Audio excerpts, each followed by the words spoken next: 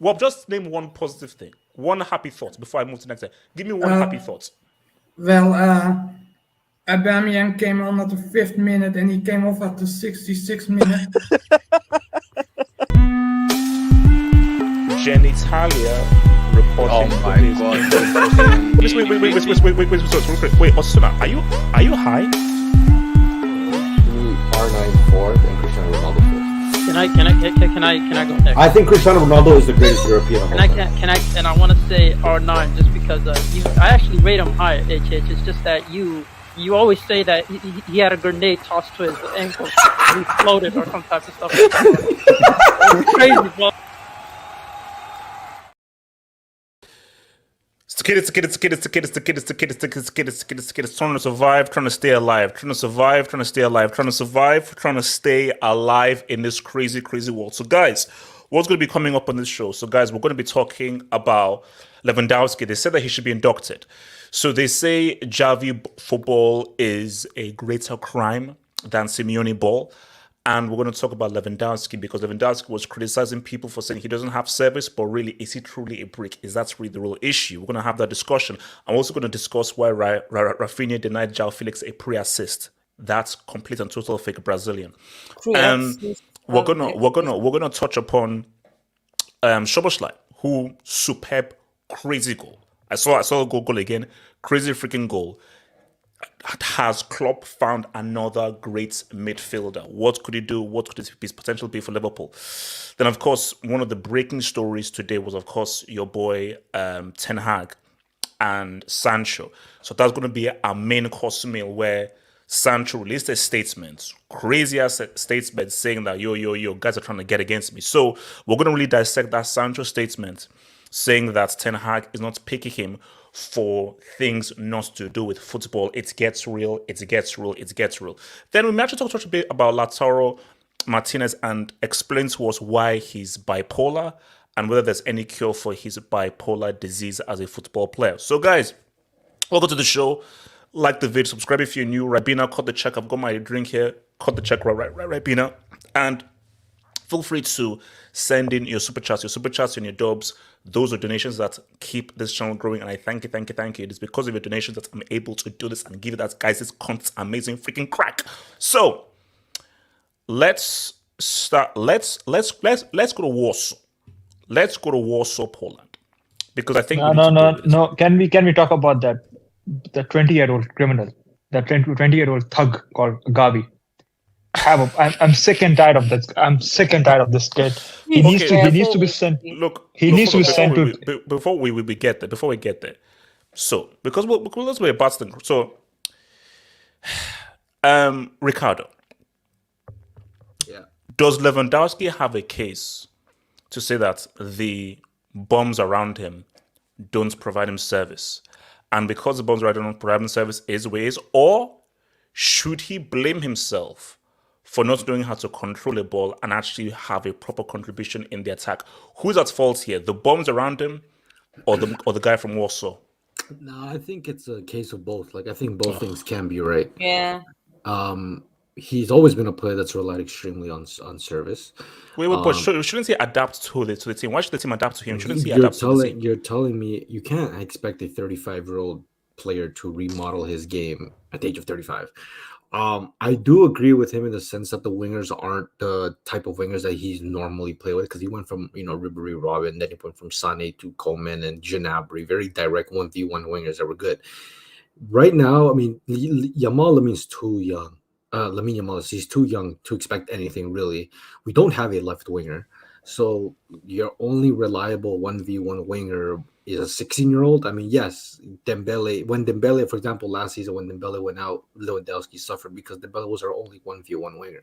So he does have some credit in the bank to say about what he feels that whatever. Even Xavi said it. Like he's criticized. The criticism of Lewandowski is a bit harsh, and I think he's acknowledged that it should, like, he does have some validity to what he's saying. Now, I will agree at the same sense that Lewandowski hasn't made it easier for himself either, because his overall play hasn't been good. My problem with Lewandowski is that he's, like, the way I see, like, he's doing too much. Like, he's dropping way too deep. He's never been a player that has dropped that deep, right?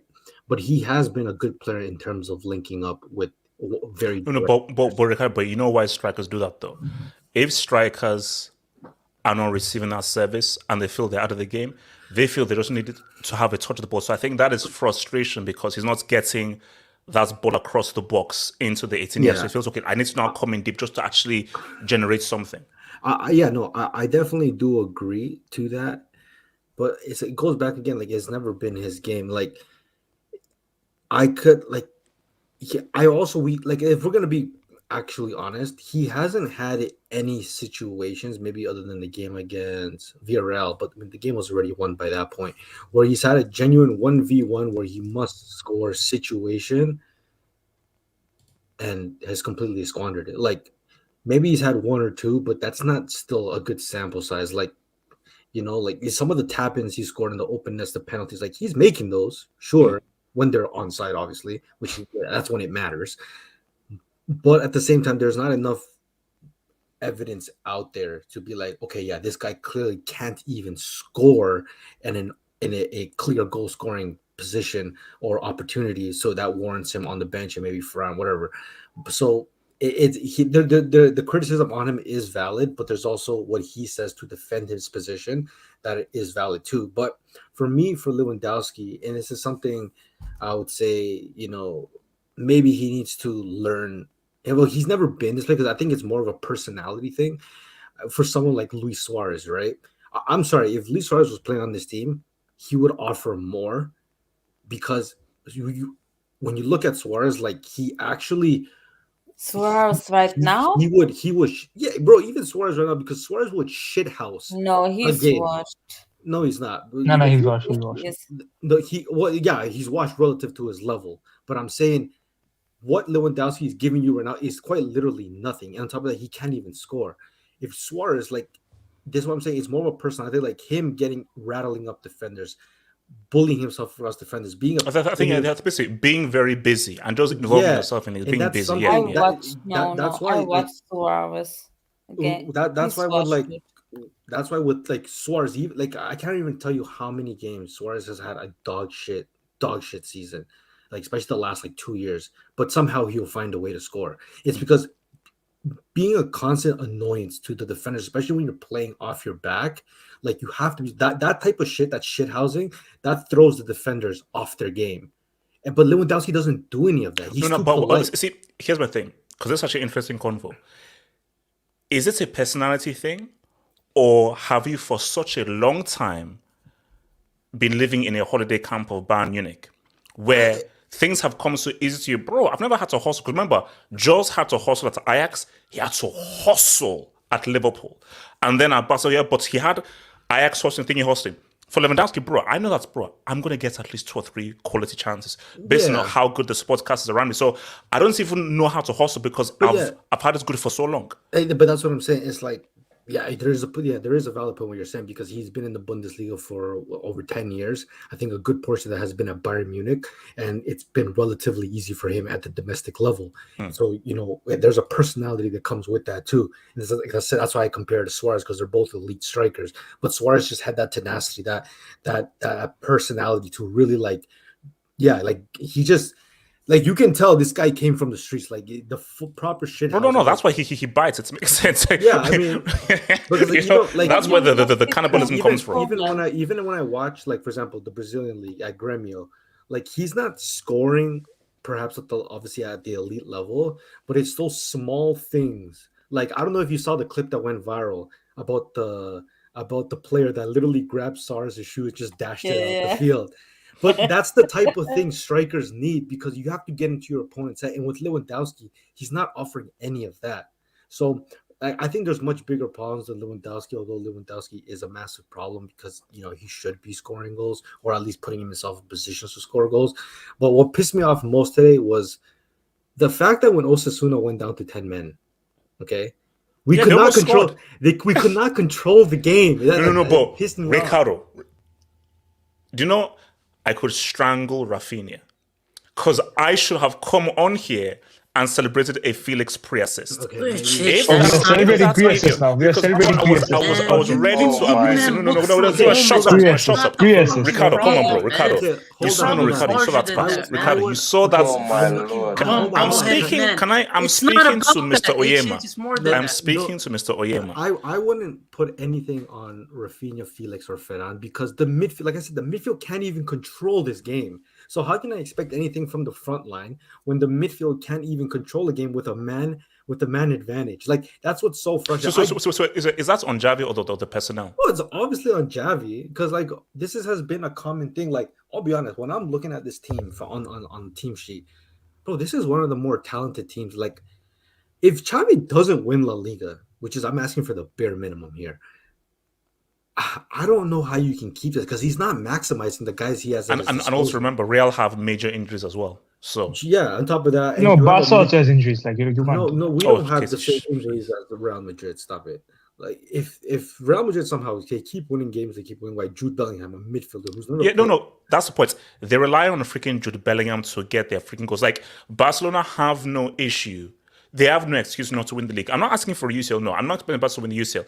Based on Real Madrid's injuries and what they scored, is that Barca should win this league. Yeah, I mean, like, the only positive I can point out is that, I mean, not because he scored the goal today, but Jules Koundé has been magnificent since the season started. The Oriol Romeo guy, to be honest, I wasn't fascinated with him when he first signed, but honestly, he's kind of won me over. He's very good. Frankie de Jong has been amazing.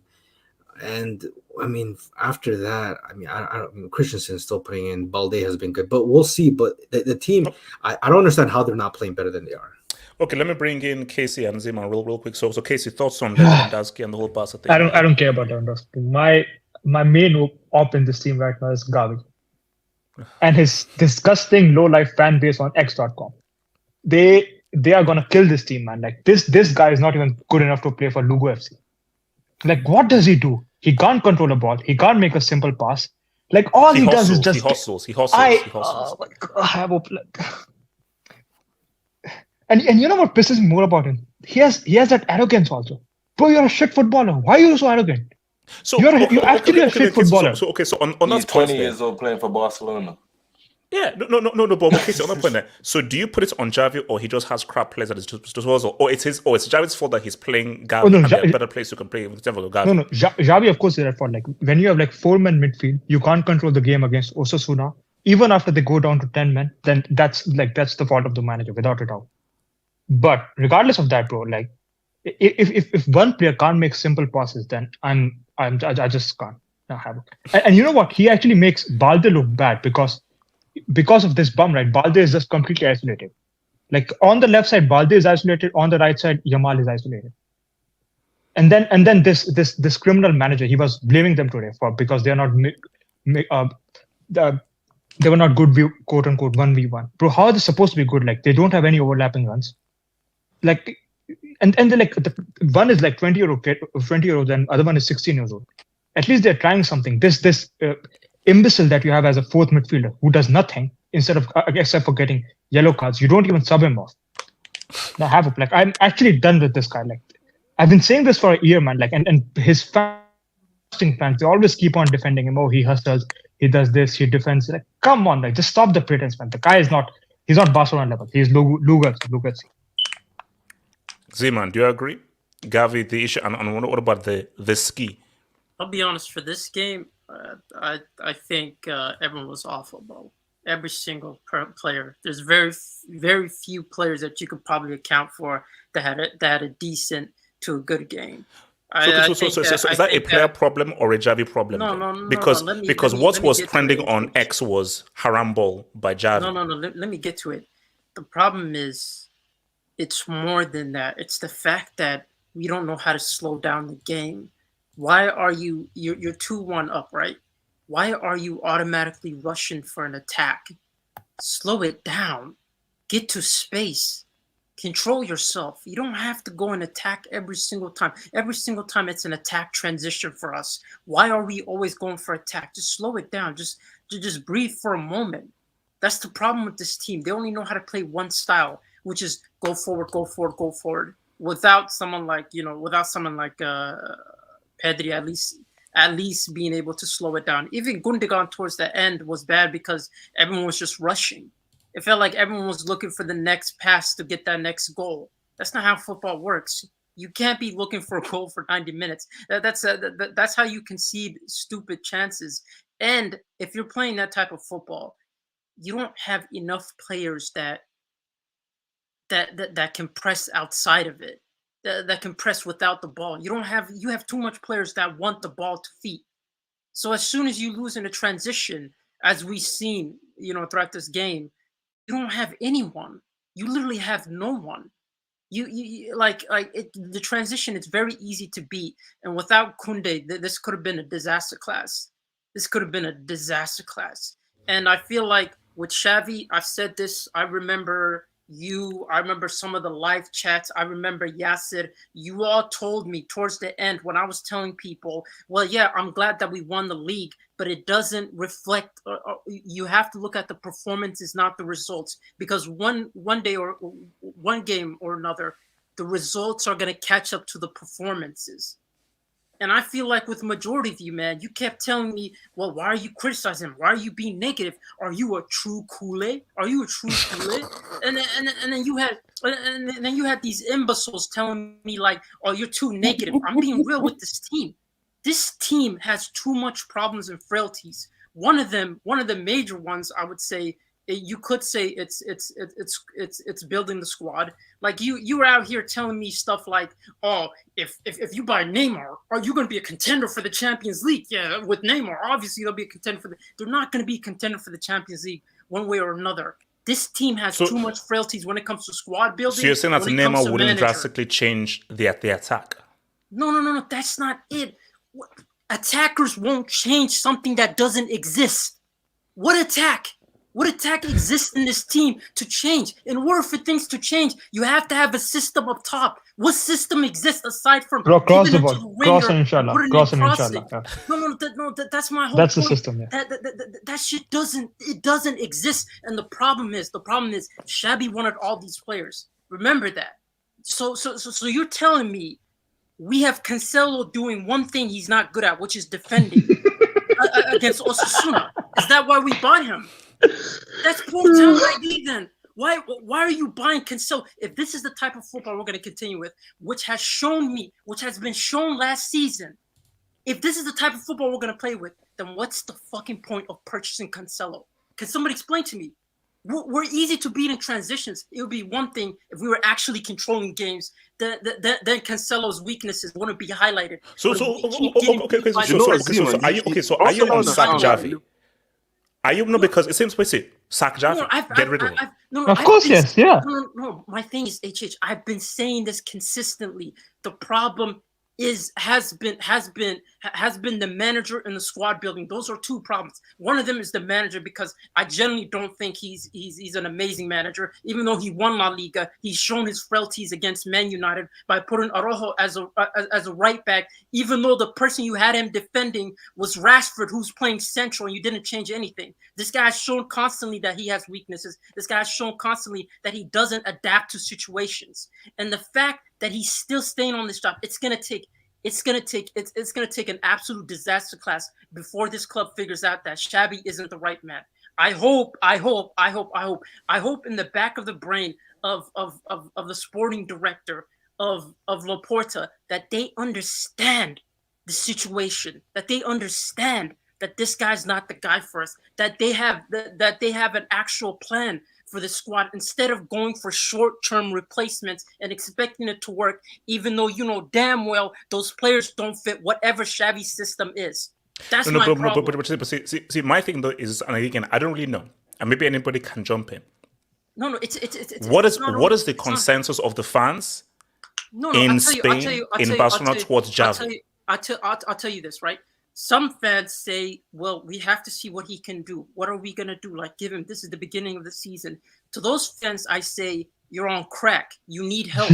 Receive psychological help. Because at the end of the day, how can you say this if this has been something that's consistently been happening since last season? Some fans are deluded by the fact of, well, who's going to come in? No manager wants to take on this project, so we should just lay down and take it for what it is. And then there's some fans that are trying to justify the signings that we've made, even though there's been records of Xavi's style of play and how it's easy to beat in transitions. That's my problem. And let's be honest. The Barca fans from Barcelona, I don't even want to hear from them. I don't want to hear from them. You got dunked on by people from Frank.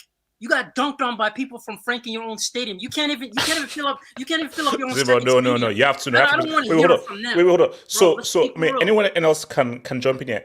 Is Xavi the wrong man for Barcelona? Should he be sacked? Yes. Do you know what it is? Sam, go for it, Sam. What Zeman described, the way Barcelona play, is how Liverpool played in our worst part. We couldn't defend transitions.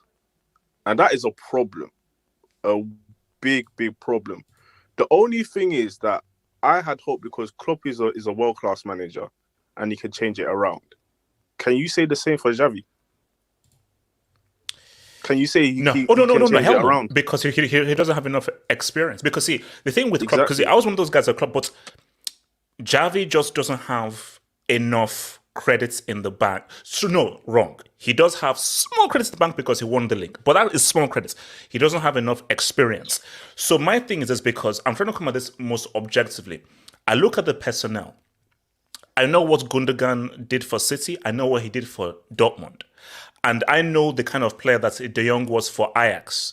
So I look at these players. These are very technically proficient players. And you cannot have a situation where you're on the back foot, are not able to control the game when you're a man up against Osasuna. So when I look at that, it has to be a managerial thing, because I can't look at it. Well, look at the players. Bro, I saw De Jong I've seen De Jong for Netherlands and for De Jong. Gundogan has been was arguably the best player 2 seasons ago in the Premier League. So if with Gundogan and De Jong, you can slow the game down, keep possession based on what you've learned in training. I'm like, wait, no, this has to be a thing from the training pitch of where you've not created a chemistry and understanding of spacing to be able to hold on to possession when you're a one man up against Osasuna. Bro, Osasuna almost scored with the 10 men. That's crazy. It's Osasuna. And do you know so much? Sam. Do you know so? Wait, sorry. First of all, there's this comment, Rodney. Shut up. Literally, I was only just relating it because I can see what Barcelona fans are actually talking about. So just hey, look, ignore the streets. Those guys are ignore the streets. Second of all, Barcelona have a very talented squad. This is what was hurting my head. They actually have a very talented squad. Xavi, what are you doing to maximize these players' potential? I disagree with that, bro. Their squad is not talented, bro. It's a bit overhyped. Wait, It's a bit overhyped. 8-7. 8-7. No. Wait, hold up. Wait, hold up. 8-7. 8-7. So you're telling me, wait, hold up. 8-7. So Gundogan has arguably been the best midfielder in the Premier League for like the past 2 or so seasons. You know what? We know how good De Jong has been for Netherlands and how good he's been for Ajax. Those are 2 very talented midfielders. So you can't just say that they're not talented. You can't. See now, how talented they are is a different thing. You can't say they are not talented. That's a crazy statement. Again, I'm disagreeing. Hold on, with 8-7, what 8-7, Sam 8-7. said. No, I was disagreeing with what Sam said. He said they have a talented squad. I said they don't. What you described as a talented midfield duo, bro. Overall, if we've been honest, their squad is not very good, if we're being real. Because this is where I strongly disagree. I strongly disagree. All it takes is a few defensive injuries, and you know what players are going to be coming on. You've seen Alonso at left back. We start seeing Roberto. Roberto had to play today. He had to start ahead of Cancelo. So you're saying their team isn't deep? No, the squad is not that good. No. He said it's not a talented squad.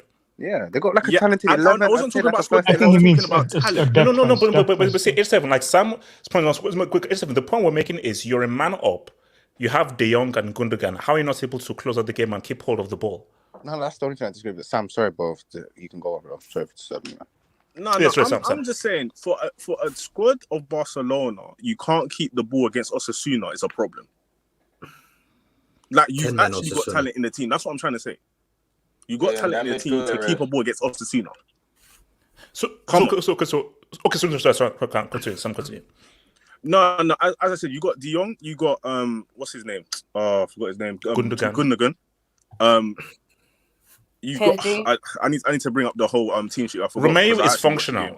He's functional. Romeo is very good. I can't even lie. No. He does his job. The guy does his job. He was solid at Southampton when he was a captain over there, man. He was solid. So he used to play for Chelsea too. So Ricardo, do you agree with Zimmer and Casey? The issue is Xavi. He's not maximizing this squad. I've said it from the start. Like, I don't think Xavi's the man to take Barcelona to the next level. Like, bro, all respect to him as a player, undeniably one of the greatest. But that has nothing to do with your pedigree as a manager. We've seen many players on the opposite. You were dog shit as a player. No, Jesus, no, you can't. No, Jesus, no. I know we can't have that. My YouTube talks. Continue. There's many players who people have been the opposite. They were not the greatest players, but they were magnificent managers. Like for Xavi, it's pretty obvious he's relying on his reputation as a player. Because if there was any other manager, bro, they'd be very close to being booted out. Ricardo has hit that. I think that has been the point that has been missing all the way through. If Xavi wasn't Xavi, there would be way more hatred against him. The reason why people in Barcelona, there's not enough hatred is it's freaking Xavi. It's literally one of your own who is one of the greatest midfielders of all time. So when you have that, and this is why I always have, we have to stop this. We have to stop having legends become managers, because once you have that, it clouds all judgment. I can actually make. Hold on, Ricardo. The one thing with, like, you can definitely put blame on Xavi for sure, but I actually wouldn't even put it entirely on him, because if we're gonna look back at how this happened, but Laporta didn't actually want Xavi as his manager when he sacked Ronald Koeman. He was just the only one available at the current moment that would have taken that they would have taken. I remember that summer that Xavi came in, right before Koeman got booted halfway through the season. Like, Laporta was trying to get Pep Guardiola. Now, obviously, Pep Guardiola can do whatever the hell he wants with this if he has the players at his disposal. But this team, I can't blame Xavi entirely, because it's almost like, I wouldn't say he was forced in this situation, because at the end of the day he signed the contract, but maybe for himself he took more than he could chew here. Like, this is way too much expectation. Yeah, and also, and the key thing we have to realize is that, you see, I'm a bit older than some of you guys here. I watched Pep. Pep was a poor man's Busquets. So Pep, he was good. He wasn't great. So Pep was a much worse version of Busquets. So for Pep, you were put on this earth to be a manager, not really to be a player. You were functional as a player, but you will be remembered more as a manager. So this whole thing of, hey, Xavi can do what Pep does. Xavi was 10 times, 20 times the player that Pep was. Yeah. So don't try and replay the story of that, bro, because Pep's journey, Pep was never as good a player as Xavi was. And Pep, for a fact, is going to be much better manager. And Pep just had a knack for this coaching thing. For Xavi, you're being clouded by, it's Xavi, but it's Xavi, but it's Xavi. But this is what I've been saying this for ages. Playing and managing are a lot more different than people think. Yeah. The problem that people keep making is, if you're an amazing player, you've got to be an amazing coach. You can look at Diego Maradona. Maradona, one of the all-time greats. Holy shit, he was garbage as a manager. Yes, thank you. But HH, I think a part of it, you both are right in that sense. But I don't think, I don't think that's the full story, because I feel like him winning La Liga gave him an opportunity for the season in terms of going on to it. Because if he didn't win La Liga, if he didn't win any trophy, I feel like he would have been fired by now. But the thing is, with him winning La Liga, it almost gave him another season, even though we've performed poor. We were just getting results because of our defense was somewhat good in La Liga, and two, it's because we kept getting individual moments that would guide us through the season. But if this carries on in Europe, it seems like all the players are gearing up for actually having a campaign in Europe. If this carries on, which it will, that's probably going to be the time he only gets sacked. I don't think the league is going to define him, because I feel like he's still going to be there at least until the end of the season, and then maybe then he'll get replaced. But I feel like Laporta was pressured to put him in because he was the only option from keeping him. So real quick, and then I'll take your debate. I'm just going to play a little bit of devil's advocate here. Is that okay? I think to control the game, he kind of over relied on Busquets, and the loss of Busquets, I think we're going to see how massive that was throughout the season. I mean, the serial killer looks good, but he's not Busquets. The second one is that Cancelo and Felix have just arrived. So I actually want to see how he integrates them into the team. Because if he fails, then, bro, there's no saving this guy. Okay, wait, let me keep this Dubinsky's man on the most next episode. So, shout out to Abrisfair. Milan derby September 16th is going to be crazy. Both teams in good form. Inzaghi has Inter on a new level without that bomb Lukaku. Marcos Thuram is a huge upgrade. He has Bastoni as a centre-back moving up to make runs with Lautaro. I mean, we're going to touch upon that afterwards, but yeah, I think that's going to be an amazing Milan derby because both teams look actually really, really good. It was fair. Barca have Johnny Sins as a bed-to-bed midfielder. And hey, you know what pisses me off, HH? Yeah, this KC pussy always has the cheek to talk about Declan Rice when he's got that Romero guy in his midfield, bro. Bro, you got Romero's alright. Discord talking. Wait, hold on. Football hero. Casey hates Gavi because all the Indian girls love him. Oh, okay, but can I just speak on this? There's actually some. But there is some truth in that. There's actually no. It's not entirely false. So Swissy. Wait. No, it's not. I don't know. But isn't he getting married to a princess? Yeah, no, I think he has a lot of fan girls on Twitter. That's why. Rumor, bro. No. Wait. Hold on. Remember that video where the girl gives her his number? No. Oh yeah. During the whole autograph thing. No. The Princess of Spain. So basically, you have a celebrity in his celebrity terms. And I think the Princess of Spain wanted his autograph on his jersey. Yeah. I think this is why he gets some of his PR from. He's like a hashtag Beckham basically. Wait, Quab OBG. Thank you, Casey. Gavi is the most useless player I've ever seen. Can't pass, can't dribble, can't create, does nothing. Sell him before his stock decreases. Bro. He ain't getting sold. He's too important. Basically, he's your Mason Mount. Yeah, that's what I was gonna say. That's what I said to these. No. He's not Catalan. He's from Andalusia. He's not even Catalan. Why? But the way he's been marketed, he's your Mason Mount. No, bro. Matt was from Portsmouth. Matt's friends from Portsmouth. But isn't Portsmouth very close to London, right? No, that's south of England, bro. Portsmouth is way away from London, bro. So so he's your Mason Mount. Portsmouth is 2 hours away from London. Oh, okay. Yeah, you need someone like Gavi in your team anyways. As much as you hate him, you're going to have to deal with him. No. You're going to have to accept him. He's going to have to be there. But let's say, the way the 16-year-old I want to even touch on this. Yamal plays against top professionals. You can't help but feel bad for all those kids he was twisting in the academy a few months ago. Look, Oh my God, yes. see, here's my thing. Is it irresponsible that Yeah. this 16-year-old is now starting? Yes, it is. Yeah, it is irresponsible. It Yeah. is. No, because I think I know. I was saying to myself that wait, hang on, Javi, hang on, wait a minute. So he's now a starter? No, Because I said, wait a minute, not only that. dude is He's gonna be- 16. He's going to be a You know start for what's Spain. gonna HH. Watch. happen? No, Habib, it's not only that. You know what's more disgusting, right? They didn't pass the ball to him today. And after the game, like Xavi in the press conference, he said that Yamal was not good 1v1. Like he had two opportunities. He drove past this player once and passed the ball. I think like Lewandowski missed like that 1v1 from Yamal's pass. He's So- 16. No. So how are you blaming a My 16-year-old? thing Wait, Ziman. No, my thing is he's talented and he is, and frankly, shockingly enough, I actually think he's our most talented forward. If I'm being honest right now, but Ziman, that's messed up. That's messed no, up. that's just the truth of the situation. But you have to like time him. You can't be sending him every single time to start for you. What? And what's the point of you like purchasing someone like João Felix, even though it was a Laporta signing more so than a Xavi signing?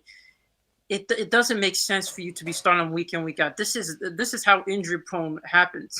This is how players don't have a career after 30. It's about you have to manage it. Yeah. Z-Man, you know Xavi's It's lying as He's well. gonna be the next Rooney.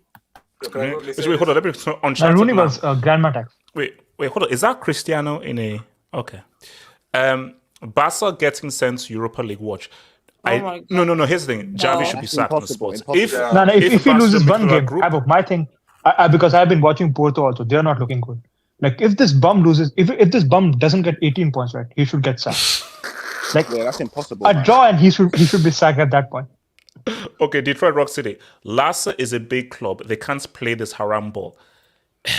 I mean, look, what we said about your boy Javi, man. So you guys have Houston, Tuchel as a manager. Barca fans pushed Gavi Golden Boy. Keep the same energy. Well, I don't think. Hold on, Ricardo, were you pushing Golden Boy for Gavi Ballon d'Or? He deserved it at the time. Like, why are we being revisionist? No, he. No, No, at he that Casey, time, Casey, shut Casey, up, bro. You're unnecessary, like, bro. That dono like Dre before has to be true, bro. Like, man's jealous for reasons outside of. But he's not good. Like, can we just stop this? Wait, hold on. Craven 18. Laporta's number one choice was Hansi Flick. Is this true? Yeah. I believe it's Yeah, now his number one Guzman. choice was Flick. I think it was now Guzman and Hansi Flick. What's Zima? What are you saying? But even Flick is I looking think like. I think it was now Guzman and Flick. Yeah, is this between those two? He wanted a German Now coach. Guzman That's could what I have remember. Yeah, Flick, I don't know. no. Better than a boy Xavi. Namdi Nwajide, man. We should appreciate Zidane more as a manager now that we see this player managers more. Okay. Shout out to him and shout out to Who cares about that? No. Honestly, See, okay. Well, we have to make You know, more of an assumption with Zidane when he manages a team that isn't Real Madrid. Yeah, the guy's a Madrid merchant. See, that's what. See, the Zidane thing is very complicated because I feel for Zidane, it was again credit is credit, and we have to give him credit because he did the unthinkable, and that's why he's like he might be the goat. But What about Beckenbauer? no. But here's my thing with Zidane. The thing with Zidane is that Zidane, I feel, was lightning in a bottle. Right manager at the right time with the right team. Does Zidane be as successful for an Inter, a Juve, Milan? I don't think so. I think Zidane was just the perfect man for that team at that right time. And it was just a perfect, basically, lightning in a bottle. I don't feel if you put Zidane with any other super talented team in big club, he does what he did with Real Madrid. He helped building up that team. Like he was assistant manager to Ancelotti in there. True, to Ancelotti, yes. So he knew that team very well. So to call, like for me, you have to give it to Beckenbauer. You have to give it to Cruyff because what these guys did on the field and their resume as a manager and their resume as a player, I think was better than Zidane. No, it's Cruyff by far. It's Cruyff. Let's keep. Bro, have you seen Beckenbauer's resume? No, it's not. Cruyff was not just like a good manager. He was a very good coach also. So. Casey, have you seen Beckenbauer's resume? I know, but we're talking like Habib, like when we call Pep like top two managers, right, which he is, He's a top 2 manager because he changed the game, same as Cruyff. Yeah, but Okay. Beckenbauer one more. Okay, so let's now move to the next thing. So let's talk about the lie. So Boy, Chester that? divided. Oh my god. Who's that? oh, no. They No, should no. do The lie. No. We'll get to Sancho Bro, afterwards. you be making up random names. What's a lie, man? So hold on. So shout out to Lila? Hassan. I thank you for the dub. I really watched Hen Dog for 12 years. Dude Oh, used that to was hook the ball painful. like an anti-aircraft gun in World War II. Oh, that was painful. Lucho, Shobo, Mac 10. This is the technique I desire. Fire emoji. Guys, did you see this guy's goal? No, Oh, Szboszlai's yeah. goal. Weak foot. Great. The game was too early in the outside the morning. box. Too early in the morning. Bundesliga. That's technique. No, wait, Casey. Bundesliga. Wait, hold on. Casey, there's a thing called YouTube. No, You can I just go on watched the YouTube full and game. go. Yeah, no, but like that's because for me, I think the guy has been pretty good in all the games that he's played for Liverpool. Yeah, Like he's he fitting has been very very well. good. Yeah, very good. So, Can I talk on my basically, way? the reason why I say this too is that, guys, because I'm preparing like a Chelsea vid, like a 20-30 minutes Chelsea vid. Because no, wait, hold on, because okay, see, because my thing is scouting. Scouting is for me. No. I believe that scouting is like actually one of the most important things you can do in football. It's not about getting amazing players. It's about getting the right players. So forget Twitter, forget what's trending, forget who scored, get that your data crap out of here. No one cares about your data sheets about this guy. No one cares about your bum-ass data sheets. A good manager, a great scouting team, great talent ID, a strong, effective philosophy, and getting the right players that fits for that system, whether it's before 20 mil, 30 mil, 60 mil. Because Szboszlai didn't cost 100 mil. He didn't cost 120. I know people who cost the same as Havertz cost around the same as Szboszlai. Whoa, Mount why are you talking cost about the Havertz? same as Whoa, Szboszlai. hold on. No. What? You paid double for a certain someone. Sam, thoughts on Szboszlai? Sam, thoughts on Szboszlai? You see with Szboszlai, yeah, I already knew he was a baller, but this is what we talk about scouting, yeah. We played the release code of 60 million, I believe. But one thing you have to look at is that a lot of I've always said that this Liverpool transfer window has been atrocious for the way we handled it, right? But one thing we always do good is that we have a list of players that fit the system. So our list of players were Valverde. Whether we were going to get him or not, that's a different story. But this was the list of players: Valverde, Szboszlai, Barella, and I can't remember I think it was Mason Mount as well. Yeah, he was on that list. Yes, that's it. Mason Mount was in that list. Now, to get Mason. Go for it, man. Continue. No, sorry, my internet might be a bit off, but hopefully you lot can hear me properly. Yeah, we can hear you.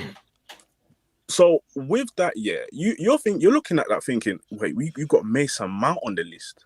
Now I've always said, I thank God we didn't get Mason Mount. Oh, that was the number one option. But if you look at it, if with Klopp, if it fits the system and he wants the player, more likely it's going to work out. More likely, it's not always going to work out, but it's going to work out. Us getting Szboszlai was out of the blue. But if you actually looked at him in Germany and watched him in the Bundesliga, even Samasi will tell you this. He is a baller. He's the captain of Hungary at 22 years old. The way he strikes a ball, oh my word, the way he strikes a ball is beautiful. Like I haven't seen like a technique like that in a very long time.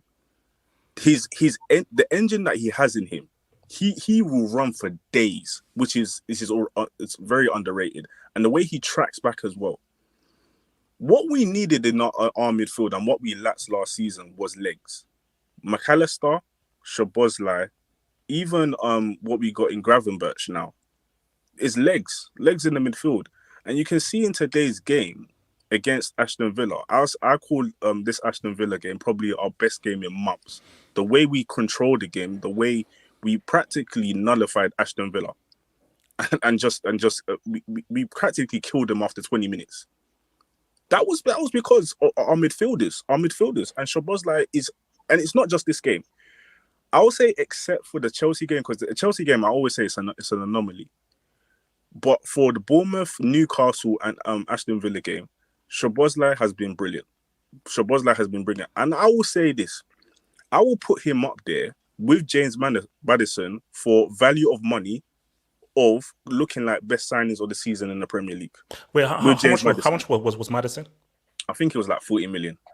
Why did you go for him? If you want to see a technical sign, you should watch Isco, man. For real, man. Yeah, for Betis, he's been falling out. Bro, who has been one of the biggest Isco guys? And also, Isco gave best to my OG, Marco. Isco's been the best midfielder in La Liga, man. By the way, Ramos is going to Sevilla. Blake. So Blake, talk to me about the Bosch. Oh my lord, man! This guy, I always knew he was a baller, but obviously when he played for Leicester, they use him on the right hand side, and now we're playing him more centrally, and you can actually truly see the engine, the way he has the ability to track back, win the ball back, and one thing I would say that surprised me a lot is when we went down to 10 men. I'm sure Sam will remember this. The ground that this guy covers is crazy. Like us Liverpool fans, we've been fed a lie that you can't have athleticism and technical ability because we've been used to Henderson hoofball, but over now HH has been painful. That Henderson hoofball. Hendo. Oh, that Henderson hoofball. They've been like, no, he's got heart. Man. These passion merchants, man. That's all Henderson really was, a passion merchant. I'll just say this just quickly. Sorry to cut you, but if you haven't watched Szboszlai, I'm not saying he's as good as this player because I really rate this player. But if you think of Valverde and the engine that Valverde, that's what I was thinking. That's Szboszlai. No. I will say that, like, but then Valverde, I think he's super athletic, but he's PMP. I think Szboszlai is more refined as a player, yeah, and much more technical. Valverde rarely plays in the midfield. He either plays as a right back or right. KC, they put Valverde everywhere, bro. I see Valverde in the kitchen, in the front. They play him everywhere, bro. I knew this guy was a fraud when I was in for Uruguay. Like, let me say. Wait, hold on. Okay, Blake. Okay, so I do agree with that, and it makes sense that Valverde was on the list because Liverpool were looking for that type of player.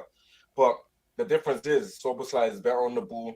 He's got better dribbling. I can even see the more similarities between him and KDB because people were saying that Man City were in for him to replace KDB at some point in time, and I can see that. It's just that obviously KDB is a better passer. I'd probably say Szboszlai is more better dribbling. KDB is more PMP, but overall he's been our best midfielder.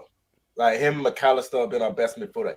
If we got Caicedo, that would have completed our midfield, HH, man. That would have completed our midfield. No, you see, here's the thing. Chelsea fans, again, I'm now going to turn into like a truth merchants now. Stop being tribal now. Because Chelsea, they've pissed me off so much, it's not time to be truthful. Caicedo, cool, you're going to get paid at Chelsea. You would have had now, nobody can predict the future, but you would have had a chance of having a better footballing career if you had gone to Liverpool and played under Klopp. Because Liverpool and Klopp, that is a well-defined strategy and situation. Chelsea is a mess. Because it has now been revealed that we're trying to build an orphanage. And we're trying to basically, it's a Ponzi scheme. We're trying to basically flip young players in the future. So Chelsea, they're not serious. It's a complete and utter mess. And what they've done to Abramovich and what they've done to my club, it's a full-on crime. Caicedo, fine. Chelsea, but bro, if Liverpool had Caicedo in that team, bro, then for me, they were talking about guys that can really win this league ahead of City now. Now, I'm not sure whether I'm not sure Liverpool have given me enough to say they can win the league because, bro, you saw Nunes. Can I speak a bit on Liverpool? Because if Nunes can give you 25, I don't know. Whether he can give it to 25. It depends. As long as if we keep Salah, if Nunes can give us 15 to 20, and then you've got Diaz, who's going to play more this season if he don't get injured. But my thing though is that if Nunes, because remember Firmino gave you a 2 flex, so Firmino will give you G's and give you assist. Nunes doesn't have the footballing ability that Firmino gives you. So for Nunes, you need like basically is is 15 enough from your main striker who's not giving you assists? No, I see it like this. Yeah, if Liverpool's team, in terms of attack alone, is more deeper than what we've had in the past, because we still got Gakpo, we still got Jota. Jota, like a few seasons ago, got 20 plus goals. So then for the first time, HH, we have midfielders that can score. We have never had that. Gini Wijnaldum was getting like 3 or 4 goals. Henderson was scoring like once every 5 years. Like we didn't have midfielders that could score. If you can get goal scoring midfielders, plus obviously Salah putting up his regular numbers, 15 to 20 goals would still be good. I reckon Nunes is going to score more this season, anyways. That's my personal opinion. But when you look at how Liverpool are constructed, I still feel like we need a centre back. Joe Gomez has played well today, and I still feel like we need a defensive midfielder. But overall, today's performance was amazing. Like, I cannot complain. I'm happy with what I'm seeing. And if you were to tell me with how our window went that we were going to get 10 points out of a possible 12, you wouldn't have believed me, because let's be honest, people thought Liverpool were going to have a disaster because of how they handled themselves during the window, especially with the fact that we got dunked on twice by Chelsea. No, Blake, and that's what makes it amusing, because Chelsea's wins came through the transfer window, not on the pitch, but the transfer window, and we now have to look at 12th for the next 2 weeks. That's the reality of the situation. Okay, Joe's crazy. Let me say this real quick. Joe's crazy. When you look at it, what does Todd Bowley say to these players? Because everyone talks about the Chelsea project. What did they say to them? Other than money, what did they say? What has been told to them? No. London. It's not. It's just not. It's money, and come and help grow. And basically, it's like a guy. It's like a guy trying to swindle you. No, we're building something. We're not actually building anything. Oh, we're building something. You're going to be part of something special. You'll be paid very well and part of something special. It's a lie.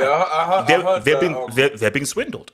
I heard 2 things. I heard that Caicedo's agent got paid a lot to make sure the Caicedo deal happens for Chelsea, and I also heard that Lavia's agent was pushing for Chelsea more than Lavia was. So apparently they get you guys again for their agents. My thing is that let's see how things all turn out. But Chelsea is such a mess. It is such a disgrace what is happening. And any of those bum-ass Chelsea fan channels on Twitter, blah, blah, blah, they're just doing it for clicks and for impressions. Because the reality of the matter is that we've been had. The club has been had, because Liverpool, that's a club that is trying to win. Chelsea are not trying to win. They're trying to flip these players in the future. Because we were talking about it yesterday. There's a report. I don't know if it's this report that said that Chelsea refused to sign any players over 25. No, but that's not my job. There's a problem with that, because even if you're signing players like Caicedo, how are they going to play well when they're going into bad teams? It's hard to beat a midfield where everybody's low on confidence. And also you're on a 7-8 year contract with a lot of money. So if you're crap, if you're crap and you're garbage, if you sell them, you're going to sell them for a loss. If they're crap and garbage, so either you're selling for a loss or no one's going to buy them, and that means you're stuck with this player on huge wages for 6-7 years. Can you see the Can you see the orange stupidity? And I'm trying to explain this to these thick-headed Chelsea fans. Oh no, but it's good. We're cooking. No, there is a reason why there's never been a club in history who has signed a bunch of young prospects for 7-8 years. No club has done it in history. Do you know why? Because it's freaking stupid. But this was okay. Let me come to your boy Hassan. Hassan, talk to me about Szboszlai, bro. HH, man, this is what I deserve, man. This is what us Liverpool fans deserve. After 12 plus years of hoofball, trying to take down, bro, playing like there's Nazis flying over, trying to take down Nazi planes and stuff like that, bro. So Szboszlai is a baller, man. So Szboszlai is a baller. Him, McAllister, and even Curtis Jones today. I think Curtis Jones was pretty. Yeah, he was really good. Yeah, he was pretty good. Yeah, man, the guy's got an engine, man. The guy's got an engine. He got technical ability, both feet. Can play multiple positions. You see him on the right wing today. I think he cut up. He skilled up one guy across the back in. We look good, HH. That's what I will say. We look good. 10 points out of first 12 games, and we played Chelsea away, Newcastle away. Tough games. Okay, Bournemouth at home. Still a tough game. We're looking good. So have you seen enough that you can realistically challenge City this season, or you want to just chill for a moment, or say, I think we can. I think we can do something here. I think we need to relax. we need to relax. I mean, we look comfortable today, but our defense, it's a bit shaky. Gomez might have been pretty good today, so I gotta give credit to them. They look really good today. I think Trent had his best game in a while because he just started the season great for me. I think we need a DM. We definitely need a DM. Mm-hmm. I would say, listen, grab Pauline in January, man. Why not? I know Bayern the deal fell through. No. No. I think Bayern they're gonna go back in for him. They're gonna go back in for him. Put in the Bayern full is only in Germany. Let me tell you something funny. Let me tell you something funny. If someone was to tell you that Liverpool's first clean sheet will happen with Joe Gomez and Joe Matip as your centre backs, I don't think they're trolling. Bro, I guess Aston Villa, listen, their talent, they look decent, man. I mean, DRB, Watkins, and Leon Bailey, their attack is pretty decent, man. Emery's been doing all right, you know. His away record's awful, though. Do you know what our three midfielders can go on, Sam. I was gonna say, this whole thing. Now, I understand. I'm gonna admit our defense is quite leaky, but the way people talked about our defense in the beginning of the season, our defense is not as bad as people say it is. Especially if you looked at today. How many chances did Aston Villa really have? Yeah, but Samuel, you got to keep this in mind. I'm just talking from a title perspective. Let me say this real quick. So McAllister had an 88 pass accuracy. Szboszlai had a 91% pass accuracy, and Curtis Jones had a 92% pass accuracy. And Harvey Elliott did not misplace a single pass he made. Our midfield was virtually perfect. Wait, no, guys, no, stop. I'm angry. I cannot remember the last time. Guys, baby.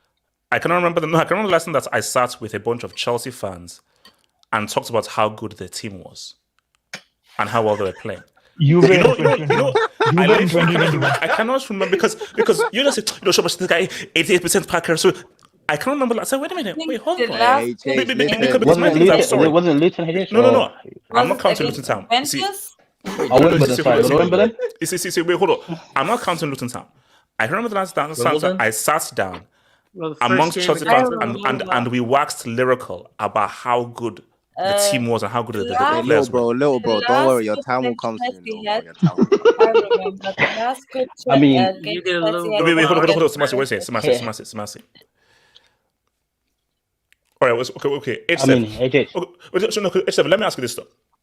Because again, you're in the mix. Do you think, from what you've seen from Liverpool, how well Szboszlai is saying, it could genuinely be a 3-horse race with you guys? Or you feel like, no, it's going to be between you guys and City? Or you think, no, Liverpool could now actually make this a genuine 3-horse race? Honestly, I'm not going to have any opinion about the title race until 10 games in, because it's way too early, I'll be honest. Because we're not even fully looking good. We're not even fully looking good ourselves. Like, every team we've played so far, they've all played like terrorist football against us. Like, we're yet to play a team that are trying to attack us. So I can't really judge how the league is gonna go. At least give it like 4 more games. So at least game week 8. Hey Tish, I'm sorry to say, but the league's over, bro. I mean, City played bad. City played bad in the beginning of the season, and they won all the 4 games. They're the only team with a perfect record so far. It's right. Let me start. Because my thing is that, like, what you don't want is, again, like, look, it's early days. What you don't want is a gap to emerge. It's still very early because remember, it's 2 points gap right now, but it's nothing. No, but it's that 2 points. 2 points. No, this is nothing. But what you don't want is by 16, 17, 18 games, it's a 6-7 points gap. Yeah. Then it's over. Because that's why you see. I don't like what the commentator said when Aston drew against Fulham. Oh, their title challenge has taken a dip. What? It's a 3rd freaking game. So no, that is way too early. No. I think the point is that against City you don't have a margin of error. No, Casey. But in week 3, You can't Yeah. make any title calls in week 3. I'm sorry, you can't. Like, yes, there's no margin of error. You see, when we now get into like week 16, 17, 18, okay, week 3, bro. I get listen, that. I get it's that. nothing. But it's no. But it's Okay, Zeman. it is something though, because we know what Man City's like after January. They're already picking up points and they're already in the title race. By January, bro, things flip. That's when they start going on those runs. And by then, I just like Arsenal and Liverpool got to hang on, or at least be on top of Man City before that happens. Because if they carry on with like this, let's be honest, they're not even playing. This is gear 1. They're not even playing the best football. This is simple. This is defensive football. Get results. Move on to the next game. That's literally their game. No. What I find worrying is if you really now get Alvarez into the mix, so you now have 2 snipers saying what's up. That's where it's now going to be a serious. And De Bruyne is out. John Stones is out. When De Bruyne and John Stones come back to me, peak HH, man. De Bruyne is out injured, and City are giving away their players to teams in the league. They're giving away their players to teams in the league. They gave you Palmer. They're giving away freaking other players as well. Blake, we didn't want Palmer. Do you know what? Blake, we wanted Alvarez. Basically, I think there was a mistake in the email. We wanted Alvarez, not Palmer. So I don't know who made the mistake. I think there was a typo. You know what it is? I don't even think it's City or giving away their players, because I still think they win the league with the players that they got now. What I'm just looking at is that the first 4 games that they've had, they haven't really played opposition that will really test them like that. They played Sheffield United. They've played, I think, Nottingham Forest. They've played like bottom Newcastle. Simon, Nottingham Forest defeated. Well, Newcastle. I don't know. Newcastle. Newcastle looking a bit iffy. They're looking a bit iffy. Newcastle thing. I've always said this. This is Newcastle hype. Is they can only play one way. They can only play one way. That's last year they were a year ahead of schedule. That's what it was. They were a year ahead of schedule. So these are City's. They know their role, man. Wait, hold on. Blake. Okay, so City played Burnley, they won 3-0. They played Newcastle, obviously they won 1-0. They played Sheffield Wednesday, they won 2-1. And they played Fulham and they battered them 5-1. See, so these are bottom half teams. 3 of them are bottom half teams. See. My thing is that I West feel Ham is their next game though. Look, see, it is still very early on in the season to say anything, and I think these 2 points is nothing. Hence why, you see, we have to just discuss things because week by week we can't see the future. That's why I asked the question of like, okay, from what you've seen of Liverpool, but specifically the midfield, specifically McAllister and Szboszlai, because the issue for Liverpool was that midfield. Could this, if this midfield now functions, could this now be something where, because really the only guys who've gone against City and been successful has been Klopp. Now people say, well, Arsenal should have won. They saw for 93% of the time, which is fair. But at the time, I am more willing to put money on a team who's done it against the big bad wolf over the guys who didn't do it against the big bad wolf. Yeah, can I speak on this? Zeman. Actually, let's just cut to the chase. How much people here actually believe City aren't going to win the league? I just want to know. I don't. Is there anyone that? I think so. You don't think City are going to win the league? No. Sorry, I believe City will win the league. Yeah, I believe they'll win the league as well. Yeah. So if we're saying that, and there's already a two points gap, and the fact that this isn't even their best version, that they still have players coming in that's going to need time to adapt, and they're playing without KDB. They've won the league without KDB last time. And also, Zeman, do you know what's also worrying as well? What's worrying is, let's look at the two possibilities. For Liverpool, I think a massive question is still that defense. And again, the defense may not be as bad as you say, but I think when Liverpool were amazing, the defense was quality. For Arsenal, Havertz, I think, could be their downfall. I think getting rid of Xhaka and bringing in Havertz was a massive mistake. But also Saka and Martinelli are young, bro. I don't trust in Saka and Martinelli over a long season. I'm sorry. Against City, I'm sorry. Hold on. Let me come to Samasi. Your thoughts, Samasi. First of all, I wanted to say about Szboszlai. I knew he's gonna bowl. He was the most obvious choice for an 8 to Liverpool to buy. Everyone who watched the Bundesliga saw him score goals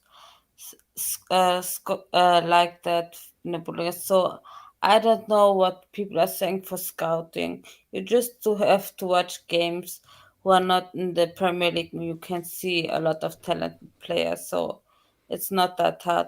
And for the Premier League, it's over, dude. City are not gonna lose the title, especially not to Arsenal. And Liverpool, I don't know if their squad is enough to win against City because look at that. De Bruyne gets injured, and what they're doing, they buy Matthias Nunes. So what can we do? Nobody can compete with them. They have the money, they have the squad, they have the fucking robot like Haaland who scores hat tricks for fun. So it's over for everybody. Yeah, I think that's the thing. Like, Can I speak on this? but my thing, it is a bit crazy. I mean, what are we saying about the Premier League? That we're already saying that it's over after 4 weeks. Because that's such a defeatist attitude. Because it's like, no, but HH, you're not deep in it. Haaland's almost on 10 goals. He's almost on 10 goals. Who, Haaland? Has Chelsea scored 10 goals in the last? Haaland's got more goals. Sorry, go ahead. Yeah, HH. First of all, big up to you and big up to everyone. This is the scary thing about Man City, right? This team has depth in literally every position, HH. And I was listening to Brother Samuel and Blick speaking about Liverpool, and I was thinking, okay, I know you guys got Gravenberch, but he's already injury prone, right? And we don't know how quick. Well, he was injured for a while. No, I looked at his injury history. He's only had one major injury in his whole entire career. Yes, but what I mean is, since he had a major injury, knowing that you're coming to a new league, if, God forbid, touch wood, any of your three midfielders get injured, then Liverpool will have to go and buy players in January. But with Man City, they don't even have to worry about that. I mean, guys, for goodness sake, deep this. Literally, Pep is using City, right, as an electrical car. They're on self-drive and they're fucking up people. Like, he's not even there. The guy's not even there. He's not even present. That's the funny part. He's on a mini holiday. No, he's in Barcelona right now. Did you know what's so funny? Like, when they say, Pep had to go away because of his emergency, like, back, so they say, bro, this is our chance, bro. Let's try and see whether there's a dip when Pep is not on this touchline. I was like, wait. There's no damn change, bro. It's the same damn thing, bro. He's a L5 set software. They don't have bro, deep. Wait, hold on. Go ahead. Okay. Yeah, sorry, Z-Man. Yeah, but this is the scary part about this, is the fact that these guys are like a well-oiled machine. And if they have any injury crisis from every position, I think the biggest doubt for me is only the goalkeeping department, right? Even though I know the keeper's, what's his name? The backup keeper. The one they got from the German league. Is it Ortega? Oh, yeah. Ortega. He's half decent. He's half decent comparing to, the top 5 keepers, right? So what I would say is, like, the whole team is literally covered. And they don't even need Pep to be seen on the helm. And they know what to do. And if nothing works out, like, look at the game against Sheffield United. Guardiola played, and they knew to tweak Guardiola, take off Guardiola, and bring in Ake. And who scored the goal for them against Fulham? It was Ake. Like, this team is scary, bro. They're like a well-oiled machine. So I don't know who's going to stop them, to be honest. All right, wait, hold on. Let me take something about the women. Can I speak on that? Okay, after. Wait, no. But Casey, you have to be very brief because we have to move to our main topic. Very brief, Casey. Yeah, I'm just going to say that I think Liverpool are going to come second, though, because they have a very good attack, and the defense is actually not that bad, like as others have also pointed out. Then Arsenal's going to come third. Wait, hold on. So Chelsea's issue since Bram is forcing players and managers like they are Real Madrid. A trash manager with his choice of players will do better than Chelsea. No, bro. The fact of the matter is that I don't think Poch wanted any of these players. That's the whole point. You are getting players that the manager has not vouched for. And this is a manager that's not even a top manager. This is just some manager from the road. Poch is from the road.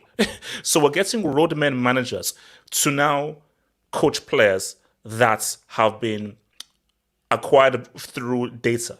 I mean, It's it a only, mess. bro, it only makes sense, bro. You got roadman players, bro. So like, it adds up. That's true. And shout out to your boy Wink. James and Enzo will be 25 in 3 seasons. Enjoy it now. And guys, can you see Wings? Basically, Wing has a photo of the DiCaprio. If you know DiCaprio's dating preferences, I think you can connect to the whole dots. Everything. I hate it. We'll take Enzo for Endo, man. We'll take Enzo for Okay, Endo. so all right, so let's get it. So J2S, man, J2S. So guys, Where's RDS? we have trouble on the mountain. Trouble at the mountain, man. What do I say? And just came in just in time. I just came in I just feel like in we've time. been here before. So year ago. guys, let me lay out the field. So Sancho. So what was Sancho? Was Sancho in on the bench? Wasn't he? He wasn't in the squad. He wasn't in the squad at all. He wasn't in the squad. He wasn't in the squad. So now it makes sense. Wasn't in the squad. He's asked in the press conference why wasn't Sancho in the squad, and to paraphrase, Ten Hag said that Sancho was not representing the right level for Man United, needed to be in the squad. Okay. And Anthony is. So okay, no, we'll get it. So Sancho now releases a statement on social media saying that he's been made a scapegoat and that he has been doing it within training, but there are things not to do with football as to why he's not been picked, and he doesn't want to go into those things right now. So my thing is, because I definitely want to hear Jesus and artists from This Is That Law. Like, I think this is bad, especially going into, oh my God, guys, it's deja vu. Because remember, Cristiano drops that interview before the World Cup. So you had that whole era of the World Cup of like, is he, won't he, and everything. So now you have this 2 weeks of international break because this is bad. For a player to come out and say, oh, I've not been picked for reasons not to do with football, it creates a scenario of like, wait, what the hell is happening? And what are now the dynamics within the dressing room? How I see this is this. We don't know what has happened. We're not there as training. We don't know what's happening behind the scenes. So from the little I know, Sancho, you haven't done enough to warrant a place in this team. Because I'm sorry, when we did our post-match, when we did our reaction, when I looked on social media, no one said, man, we needed Sancho in this game. I did not hear from a single United fan, man, if only Sancho was in this game, if only Sancho was there. Bro, I didn't even think of Sancho. When I'm watching the game, I was even thinking, oh, it was because you've so not given yourself a good argument to be in this team. I'm like, boom. So the way I view it is, again, not knowing all of the details is, how do I'm giving the benefits of the doubt to Ten Hag because Sancho, from what I've seen of you in games, and I was one of your biggest fans because of how well he played at Dortmund, from what I've seen, Anthony is great, but he at least does a bit more than what I've seen from you. Because I know that you can do a whole lot more. So that's where I'm at. So J West, talk to me. What's your view on this whole Ten Hag Sancho scenario? Can you just show my AV for like 1 second? Well, as long as it's nothing that's gonna get me banned from the tube. Oh my God. Anthony, man. Okay, Joseph, go for it. Yeah, look, I can see it from 2 points of view. So there's Ten Hag's point of view and there's Sancho's point of view. Sancho's thinking, if Anthony keeps playing minutes, why does Anthony keep getting played minutes? What has he actually given to the squad apart from defensive work rate? That's what he offers. So is Sancho stronger on the left or on the right? What is his strongest side? We brought him to be a right winger, but somehow he's better on the left. So this is what I mean with this transfer policy we have. We buy a right winger, but somehow he's better on the left. So this shows the complete incompetence of this squad. Yeah, apparently Jadon Sancho has been very agitated with Ten Hag because if you go back to the pre-season of this year, who was mainly played as the false 9? Sancho. And then in the first 2 games, Rashford played as the false 9. Why have you changed it up from what you were doing in pre-season? That's why I don't understand why Sancho's a bit annoyed because he was actually pretty good as the false 9 because we didn't have Højlund, Martial was injured as usual. I completely get from where he's come from, but if you look at his career, it's been a complete failure. Under Ollie, didn't get picked. Then Ranić came in. Then last year he got sent to the mountains, came back, didn't do anything else. Now it looks like he's going to get sent to the mountains again, but he's not going to come back. So it just shows where it all is, because I understand where Ten Hag's come from, because if you're not going to warrant anything in training, especially training, because that's where you're going to see the performances, that kind of stuff, the tactics, all that. You get the instructions for the next match. If you're not going to show the work ethic in training, so why are you going to? He's not going to pick you. Okay. So you think Sancho in that statement in a way, I've been good. That's just player bias. Yeah. Of like him thinking that he's done a good enough job to warrant a place in the team. That's just him being biased because it's him. Yeah, just because you played a few good games in preseason doesn't mean you warrant starts all the time now, because it's competition for places. We don't know what's going on in training. Maybe he's been talking to people, and this is the problem with Man United, the player power in the changing room. If he's complaining to other players about this is when we create factions. Like we've seen what happened with Maguire and Ronaldo last year with the captaincy. And that completely broke down the squad. And it's just this all political power between the players. This player here, he's annoyed at Rashford because he's taking his starting place. He's thinking, why is Anthony getting ahead of me when Anthony's not done anything substantial to warrant that £90 million, whatever he is. Garnacho getting the number 17. I don't know why that's happened. When we gave him out the number 7, I don't know what's going on with this squad. It's just a complete mess. And you can see it from the start of the season, because does this team look like it's together at all? Not really. Wolves game was very disappointing. And then we lost to Tottenham very convincingly. Nottingham Forest was a big wake-up call, because you can't go 2-0 down after 4 minutes at home to Nottingham Forest all teams. I know Chelsea lost them as well. Well, that's normal. At least we beat him. We didn't come around. But then today we played. That first half was very. I don't know what we really did. The second half was better, but not substantially, because Arsenal didn't play well either. We were both average teams, and then they got the job done in the end. But I don't know where we go from here. I think Sancho should leave. So many other players should leave the squad, because it's not the right fit. He doesn't fit the squad. We've seen 2 years of this. Well, this is his 3rd year now, and he still hasn't warranted. He was cost 75 million. And we've got how many? He's known as 007 constantly.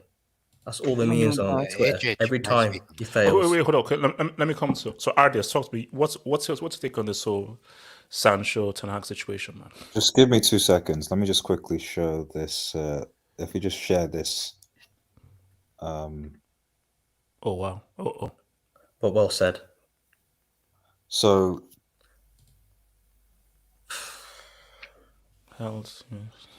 So this was from 2019. Oh, David Ornstein. This is not recent. This is for 2020. David Ornstein, exclusive. Jadon Sancho humiliated such scapegoats unprotected by Dortmund post Bayern loss, plus BV public comments. Current some options: Barcelona, Liverpool, United, Madrid. No problem. Saying Man City wants to be kept informed. Interesting. History repeating itself. Interesting. So, this. So this is one of the things that, like, when people often assume that, like behavior, like I said, like there's certain behaviors that are there. Like when we talk about mentality in football, it's like one of the things. If we want to be a world-class player, whatever you say about Messi, Ronaldo, etc., is that you have to have a certain mentality to be able to make it at the higher level. And the reality with someone like Sancho is that, again, talented player, a lot of talent, a lot of potential, but does this guy have an elite mentality? Since he's come to Manchester United, I've not seen that. You can criticize. No, sorry, because thank you for bringing that up. The Ten Hag thing now makes sense, because in football and everything, it is what it is.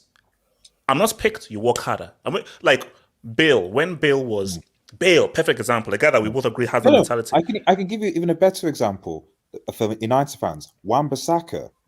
When Ten Hag came in, he was picking Dallo all the time. Wan-Bissaka was holding bench. He didn't play for almost like half the beginning of the season. Did Wan-Bissaka post Twitter posts and say, "Oh, I'm unhappy that I'm not getting picked," or first choice of that? No.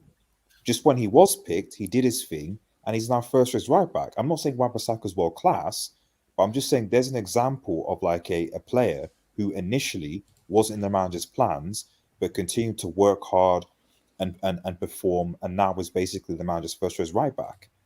The reality is that Sancho, whether it's under Ollie, Ragnick, Ten Hag, who even Southgate, you could say, because he doesn't pick him. He obviously picks Saka over him. He's not shown anything to suggest that like he's willing to apply the mentality to his football. I don't doubt that he could be more technically gifted than Anthony, but we don't know what's going on in training. No. Okay, so if you look back at her statements and it says that, okay, there are some things here. So there are some things here that I can't go into detail. So he's now implying that there may be some non-football reasons. So what could those non-football reasons this be? Goes back to the mentality. I don't care. But this is what I'm saying. Like it was like I don't care. I'm with you with Ten Hag. I'm just trying to play devil's advocate here. But yeah. No, but what's the point? It's like I don't care.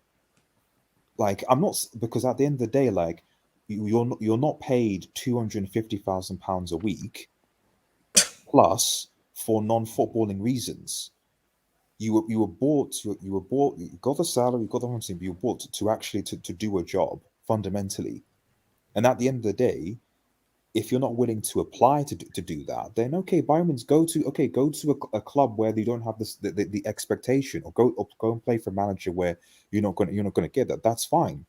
Like I said, world-class players at elite level, it doesn't matter what coach they have, it doesn't matter which team they're playing into. They always say, like, I've got to achieve the very, very best, and I'm going to hold myself to a high standard and perform to the best of my ability. That is the definition of a world-class player. And here's the key thing. Because again, I was going to use the example 350k. So yeah. Oh yes. Oh, so say I was using the example of like Bale. The embarrassment of being benched of one of the biggest games of club football, UCL final. What happens? He goes on the bench, he drops 2 goals. So my thing for Sancho is this: is that what you need to do is not say anything on social media when you're given, because you will be given the opportunity. Yeah, when that chance arises, you have to ball out. Yeah. And because what I said is that, did anybody, before the statements were released, did anybody mention Sancho's name after the United game? Did anybody say, man, if Sancho was here, Nobody did. No, they asked Ten Hag. Part of the The fan press base asked Ten Hag. But only a certain part of the fan base actually asked Oh, for it. Rance. When Sancho, the reality is when Sancho has played, like I don't know why United fans hype his performance, because when he's played, yes, there's maybe 1 or 2 games when he's scored a goal, done some tech or something, but the majority of the games he does sweet FA. He doesn't track back like at all, and leaves often Wan-Bissaka defensively exposed, which is one of the things that Ten Hag has mentioned over and over and over again he should do, and he doesn't do. So at the end of the day, if you're not doing what the coach tells you to do, and you're not coming in and actually making impact, then what's the point? Sancho has been at the club longer than Anthony, even though I don't think Anthony is necessarily great, and he's not done anything. So why do people still think that he's somehow going to become why do people just think he's just going to become some elite baller if he's playing for 3 games? It's because he has technical ability. People value that for some reason. That's my problem with. Can I speak on No, but you see, because I'm one of those guys. But even for me, I'm like, because I'm one of the guys where I'm a technical merchant. If you have tech, I'll always protect you. And I was like, man, what this guy did at Dortmund was amazing. But I'm sorry, too many games I saw for United, I'm like, you're not beating your man. You're not creating any opportunities. You're not being effective enough. And there is a massive resume. There's a great sample size of you not being effective enough. So you've had the games, you've had the opportunities, but you've looked not even close to what you were at Dortmund. This player and Dortmund player, they are 2 completely different players. 2 completely different players. So again, Sancho, I have to give the benefit of the doubt to Ten Hag, because from what I've seen, you've not done enough to warrant a place in this team. So it's right, Zima. Yeah, that's my problem with like modern day fans. Like, I like technical players, but at the same time, I know that being technically gifted is only 20% of the game. The rest is your entourage, your people around you. How are you mentally? What type of person are you? What type of character do you have in order to reach the top? That's what matters more so than anything. And that's what defines how good a player is going to be, as much as how technically gifted they are. It's very, a very, that's only one criteria out of many. But with Sancho, didn't Ten Hag give this guy like a month of vacation in the to find mountains. himself in the mountains? So he gave him that, and not to mention, along with that, he's given him ample amount of chances to show himself. He's trusted him, and this guy hasn't shown anything at Manchester United. Like, one good churn doesn't automatically make you a good player. It doesn't mean that and the fact that this guy has no outputs as well as not performing up to the standards, what do you think? You're going to lose. Even with players like Antonao, right? Sure, does Antonao spin for no reason? We understand that. Is Sancho more technically gifted? Yes. But at least with Antonao, he seems to have a fight in him, which, okay, I'm not going to say that. I was going to go somewhere else. But he at least has, he's at least willing to track back. He's willing to fight for the ball and whatnot. I don't understand where's Sancho's like logic with making a statement like that. What does it do for you? It doesn't do anything. You coming up to the media just puts everything around you. It puts you in a tougher situation. But the interesting part, the bit that I'm interested in is, didn't Rashford also like that post? Did he? Did Rashford like the post? Yeah, they say that Yeah, he liked did. the post. I think it Apparently was he did. fake. It was fake. No. Oh yeah, If he it could have did, been fake. But okay, that could have been fake. yeah, It could but have been. So let's say we don't know. if he did, that would put. Then you have a dressing room issue. If he did, but I don't think he did. So yeah. So if, like, for me, it's like this whole Sancho thing just doesn't make sense to me. Like, how are you going about this in this way? And I feel like this guy's just trying to find another way to get out of the club. The same thing he did with Dortmund. He's trying to do that again because he feels like he has no place at the club. But okay, you want to get out and go where?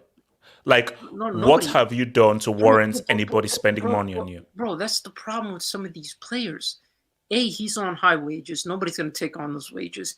B, he hasn't done anything for people to think about signing him. There's no top club that's going to be wanting to sign him and want to deal with him, especially knowing his track record. So I see no place unless like he double downs and decides to restart his career at a smaller club or a club that's not in the lights as much. I don't see this guy getting consistent game time, and you're putting your manager in a tough situation in which the transfer window's already closed, so they literally can't do anything for you. You're under contract. You're going to have to show up consistently, and if you weren't getting game time, you're definitely not getting game time after that comment. So it really doesn't do anything for. If this was January, I would understand the angle that he was going for. This guy's desperate to get out, but now If I'm Ten Hag, there's a good chance you never play again. Yeah, you're done. Doing that? Oh, bro, no. Like if I was Ten Hag, oh no, you're never playing again, because you've made me look bad, and you've messed the whole dressing room. So if I'm Ten Hag, you're never playing again. There's also another big factor. It's the issue with the England squad call-ups as well. Because since he's gone to Man United, he's rarely ever featured for England as well. And he's put that blame on the likes of Ten Hag and Ragnick before him because the promises he was given. Because he was promised because Rashford, Martial at the time were like the big players for United during that season. During I think it was 2019, 2020, we were meant to get him in that summer, and then we had the COVID season when we came second. And we saw Sancho.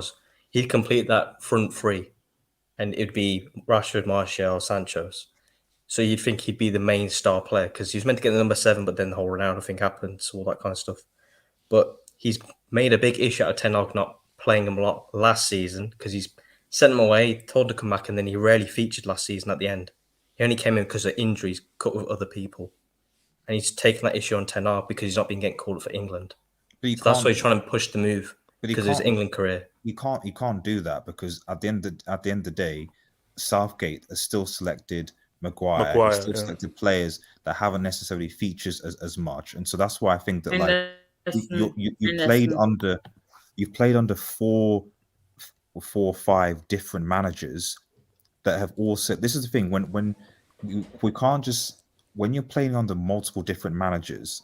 Because at some point, like for example, Ragnick like Alanga, for example, whereas Erik Ten Hag didn't as much. So there are players that different managers are going to prefer, that are going to play with, etc., etc. But when you have different managers that are saying the exact same thing, they're doing the exact same thing over and over again, whose fault is it? Is it the manager? Is it the organization? Or is it you? In the case of Sancho, at the end of the day, if he's wants to play on the right, he's got competition with Saka. So when you then play, like, what are you doing for Manchester United when you then play? You're not doing anything. When he got called up to England, he didn't. I know Saka didn't play him, but he still didn't really do anything. So, like, no. But I think that's the thing, though, is Sancho. You see, if Cristiano did the same thing, it's not good. It's not good. But he's got credit in the bank. You see, when you have credit in the bank, it's still a bad thing that's you did, but you can be like, well, it's Cristiano. He has got a lot. He was top scorer that season, though. Sancho, you have no credit in the bank. Zero. You see, if let's say you had done really well for a time and you were just out of form, and the team was losing, they could yes, United have lost. But again, nobody was like, man, if Sancho was there, we could have done better. So it just makes yourself look stupid because that tweet only works if United lose the game and they're like, man, if Sancho was here, it would have been so much more different. Sancho would have been made the difference. Let me ask this thing.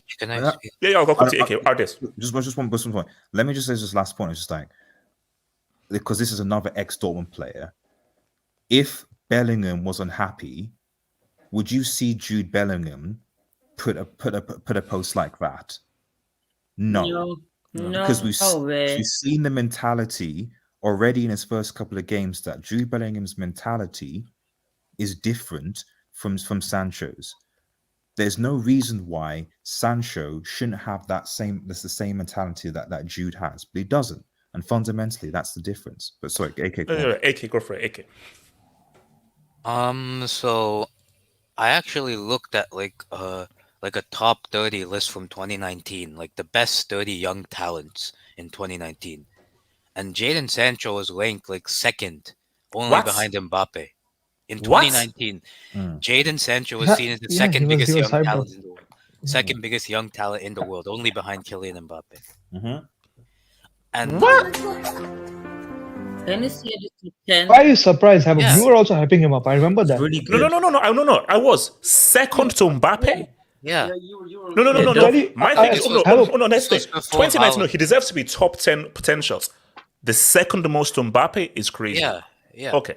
It was the second most Mbappe. I don't think Haaland wasn't in the spotlight then. No, but that was his first season actually. Yeah. In Champions League. So I think this is the epitome of like failed wonder kid, you know? Like I look at this guy and I mean, can someone tell me 5 standout performances that Jadon Sancho has had in Manchester United? You can't name. No. Can you even He name had one good. He had one good. I mean, Liverpool. He sat down Milner once. Liverpool. That's it. That's literally. That's it, really. No. I mean, basically, and against Chelsea also. Against Jorginho. Oh, the Chelsea game as well. Yeah. Chelsea, yeah.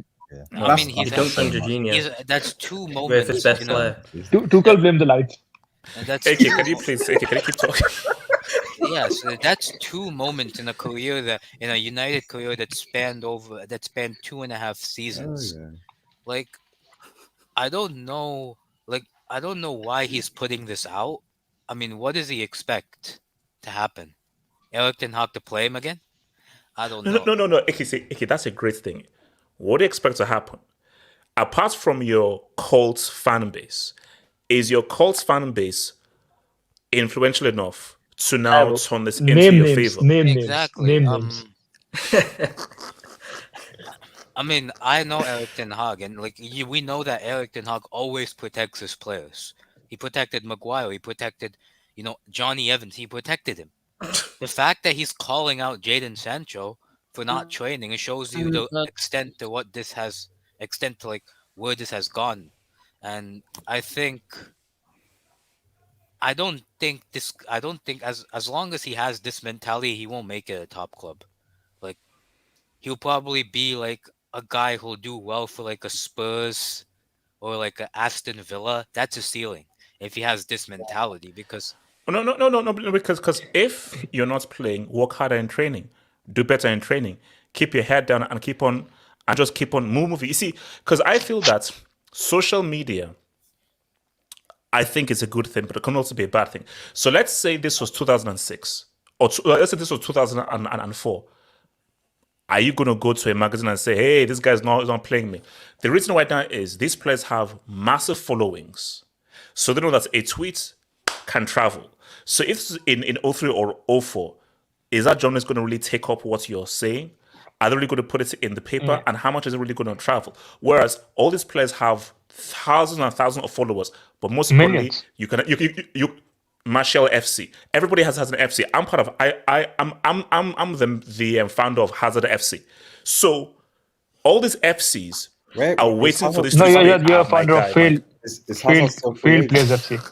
I mean, he's looking for a club. He's looking for a club. Hazard he's coming home. He's coming home. Okay, continue. Yeah. So, I mean, I always look at where does Sancho fit on the pitch. Like people act like he hasn't been given chances. He got his chance on the left. He didn't displace either of Rashford or Garnacho. He got his chance on the right. And whatever you may say about Anthony, the guy actually. The difference between Sancho and Anthony is Anthony actually has some charisma. He actually fights for the ball. He actually charisma. Like he wants to make something happen. He spins on the pitch, man. That's charisma. Like, as much as like he's shit at doing things on the pitch, he actually wants to do something on the pitch. That's the difference. Sancho doesn't even want to do anything on the pitch. Like, and he's also had his chance at 10, at false 9, and he's never been that great. So I don't understand why he's crying about, oh, I didn't play. And I think I said this before. Why do you think that player who was ranked second most talented, who was so good for Dortmund, hasn't worked out to United? Is it just down to him, or do you blame the manager? Can I speak on this? Okay, no, AK then you case AK. It's a multitude of factors. Like, firstly, his playing style doesn't translate to the Premier League, because for Sancho to function at his very best, you need an entire, like if he's playing on the left, you need the entire left side to like function around him. You need your left back overlapping. You need your left center midfielder like close to him to provide combination play with. You need you need to have a whole side of your team geared around Jadon Sancho. Jadon Sancho is not a Premier League winger. He doesn't have the ability to beat his man. He doesn't have, the pace to burn.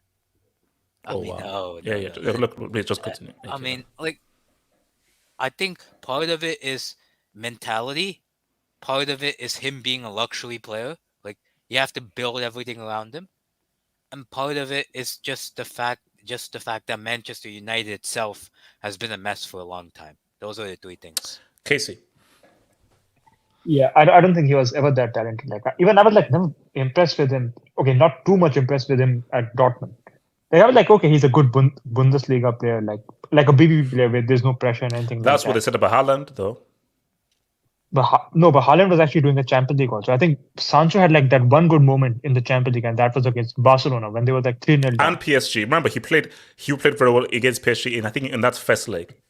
I think he played number 10 in that game. PSG was actually Haaland. Haaland scored a screamer against PSG. Yeah. No, but I'm talking about performance-wise. Sancho was actually one of the best players in that pitch in that first leg. But I digress. You're talking about Sancho. Yeah, but and then if you look at him for AK, I think perfectly points out the guy doesn't even have PNP to be a Premier League winger.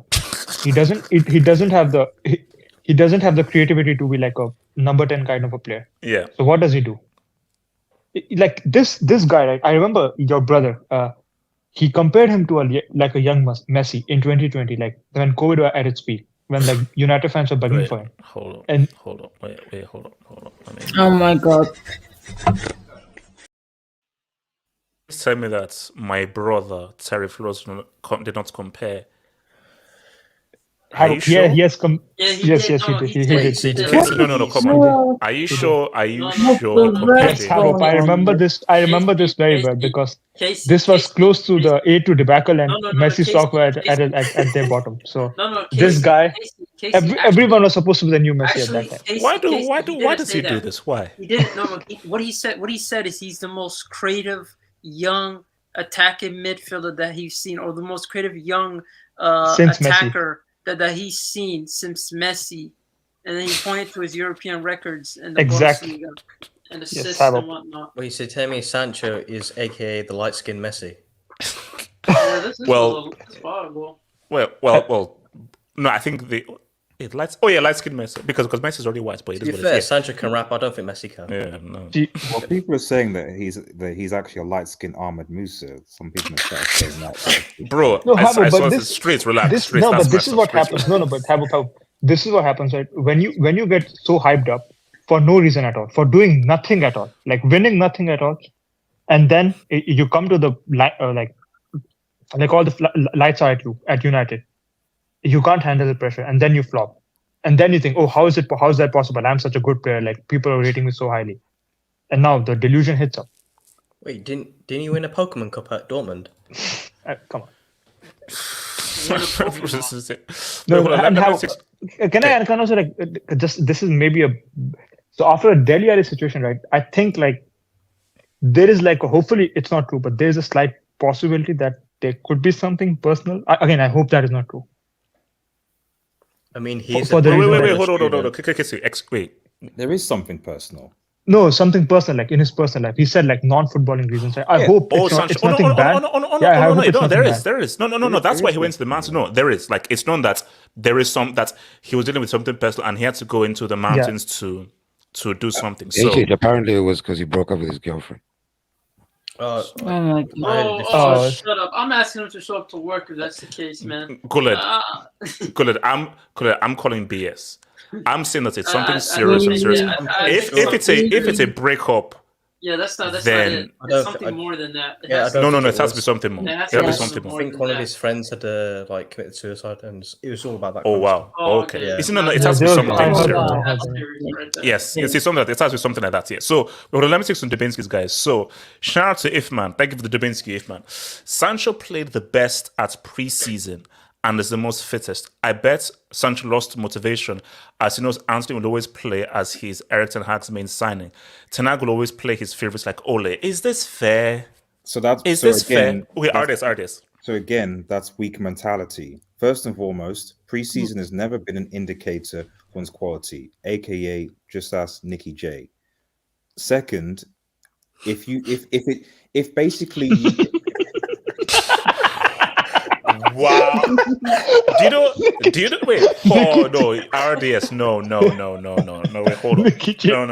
You went there. Nah. That's a yellow. Why? Do you know what? I thought he was referring first. I thought, Nicky J. I think that's an ESPN reporter called Nicky something. Wait, is that a player called? Wait, Nicky J. Who's Nicky J? Is that a Nicky J at United? You sick RDS, shame on you. No. RDS, shame on you. Shame on you, you sick man. Listen, I don't know. All I know is Chelsea fans are hyped. I thought his nickname was Tito. I will bring up splashness for man. I won't. RDS, continue. Right. But the point is like, and this is what I'm saying about goes back to mentality thing again.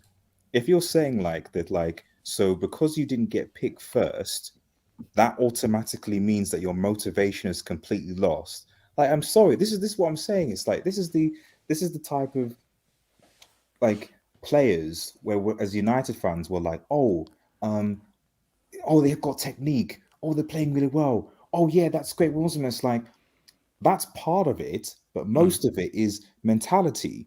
And also it's like it's again that's why you see I try and do preseason just to keep the constant going and channel growing. If it was done to me, I'll never do anything in my preseason. Again, I say this again. There are teams who've had amazing preseasons and had bad seasons, horrible preseasons and good seasons. It is down to the manager's discretion. as to who he picks based on not Look only at Chelsea this training. season. Look at Chelsea. It's true. Chelsea had a great preseason, went out 12th. So my thing is, all that matters.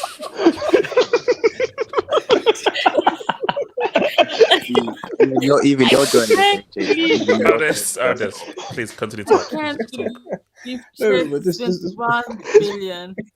Like, wait, artist. Wait, artist. Shout out to Chelsea FC, man. By the way, shout out to these guys, man. So, but yeah, the fundamental. What I'm just want to say is that, like, see, this thing that Antic will always play his favorites. Like Ollie, at the end of the day, every manager has their favorites, has their thing. I don't know why this is something that's exclusive to Eric Ten or any other manager. They're gonna have the players that they're gonna play because those players they can rely on, they can trust, they can depend on. At the end of the day, I remember, like, just to use the Arsenal example, I remember so many Arsenal fans who were sucking on Aubameyang, being like, Arteta, you know, can you treat Aubameyang this way? Aubameyang is this, Aubameyang is that. Are those Arsenal fans talking about Aubameyang now? Yeah. No, they're not. Wait, so let me read. So Ifman again, thank you for the dub. Sancho plays best at right wing with a striker like he did in Dortmund with Haaland. With Rasmus, it should work. It was working with Martial in preseason, but he always got injured. This should be Sancho's last chance. But again, it is down to his discretion as well. And here's the thing. This is literally the first minute that Rasmus has played. So we've not been able to see Rasmus fully in training and now try, Rasmus and Anthony. Rasmus, Anthony, Rashford. Rasmus, Rashford, and Sancho. Because Rasmus has not been there. So at least let Rasmus come into the situation first before seeing it. So again, from what you saw, from what you saw on HJ, what would you say from the 50 minutes eye test wise? What did you think from what you saw in the 50 minutes of Rasmus? Rasmus, yeah. Oh no, bro, he's way busier than Martial. Like, and I remember because I was watching Fan Trap and the United fan were just talking. He said, like, this is Rasmus on like one leg, you know. So this is a guy who this is literally his first few minutes since coming to injury, and you could see that again. That chance he had, lack of fitness, so his control just lost him. But you could just see that he is the issue with Martial is you have to be active, and there's so much of a lackadaisical attitude I get from Martial, which isn't conducive. And especially in this game, you've got to keep busy. Run, up, down, on, shots, come in. So you have to keep busy. And I think with this Rasmus guy, like, okay, maybe if you now have a way more active striker who now moves himself around and creates space, boom. And let's be real. If that goal had stood, who did the back flick? You know, who was the guy that did the back flick that really created that space? So he would have gotten the pre-assist for that goal. So I think for us, again, I still feel United need a higher tier striker because Martial, again, it didn't work out. Rasmus ain't Cole. He ain't York. He ain't Van Persie. He ain't Van Nistelrooy. So let's be stark. He's not a Van Nistelrooy. He's not a Cole. He's not a York. So it's going to work for now. But if you now want to really compete against that other team that has Haaland or Alvarez, we're not comparing Rasmus to either Alvarez or Haaland. So that's the issue. Are you going to get 20, 25 goals from Rasmus every season? So, if Ten Hag abandoned the possession idea, now make United a transition FC, Gottmans, then he should have sold Sancho this summer instead of keeping him for depth as it doesn't suit the new system idea. Did anybody want Sancho? Who's going to pay his 350k a week wages? Chelsea. I mean, Chelsea would. Probably. Chelsea might. Wait. How old is Sancho? He's 24. He's under 25. He's under 24. Wait, HH. Okay, yeah, there we go. And HH, the saddest thing. Artists and thinking, put him up for sale, forge his passport. I say he's 21. We will buy him. Wait, HH. Yeah, AK, what's it? I mean, why do people keep saying that this Sancho would do better in a team with more possession? Are you seriously telling me Sancho is Leroy Sané? See, if my thing is, I'm sorry. Not even I close. judge you based on when the ball is at your feet, what are you doing? So possession or not, Sancho, I can't remember the last time that you beat a man or you created space. Or I don't know how many times I'm not seeing you being effective. So the fact of the matter is, here's the thing. Possession or not possession or transition or not transit, because United have had possession games last season where you are much more the superior team and you're controlling possession. And in those games, Sancho, I'm not seeing you beating your man. You're not creating space. You're not making an incisive pass. So again, I'm sorry, Sancho, you've not done enough to warrant a place. If Sancho gets put on the right wing, does anything change? Will it be that much of a drastic change if he now plays out on the right? I don't know. You know what they're crying about? Now they're saying, "Oh, play him central." I've seen this gimmick before, bro. You're just trying to find a position to put him. Wait, hold on. Wait, playing where Bruno is? No. Central as a do the forward. false nine. Yeah, false nine position. Wait, they played him there before. They did it in preseason, but they're saying, you know what? Let's try him in a full season in that position. We haven't seen it yet. Wait, HH. Wait, hold on. Let me. Sorry, Gov Meho. Thank you for the dub, Gov Meho. Thank you for the big dub, bro. To be objective to Sancho, have you ever seen a manager say his player is not training hard? Ten Hag has been acting irrational. Wait, no. Wait, let me blaming the ref for every loss. Sancho has to protect his image after that comment Ten Hag made. How many Mourinho has said that countless times. Countless times. And also, here's the thing.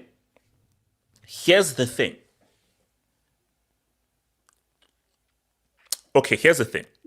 So, because I'm trying to frame this. A reporter asks you this. You could, to protect the dressing room, say no comments. Now, if you say no comments, the reporters aren't going to run with it. You see, no comments does more harm than he's not training hard enough. Because no comments gives fuel to Sancho FC. Oh, you just want to just say, something is Daniel Sancho's definitely right. If you say, okay, he's not training hard enough, I'm sorry, I'm the manager. I am paid to look at guys in training, and my job is who looks good in training, remember he said he's not at the level, and I have deemed it that he's not at the level.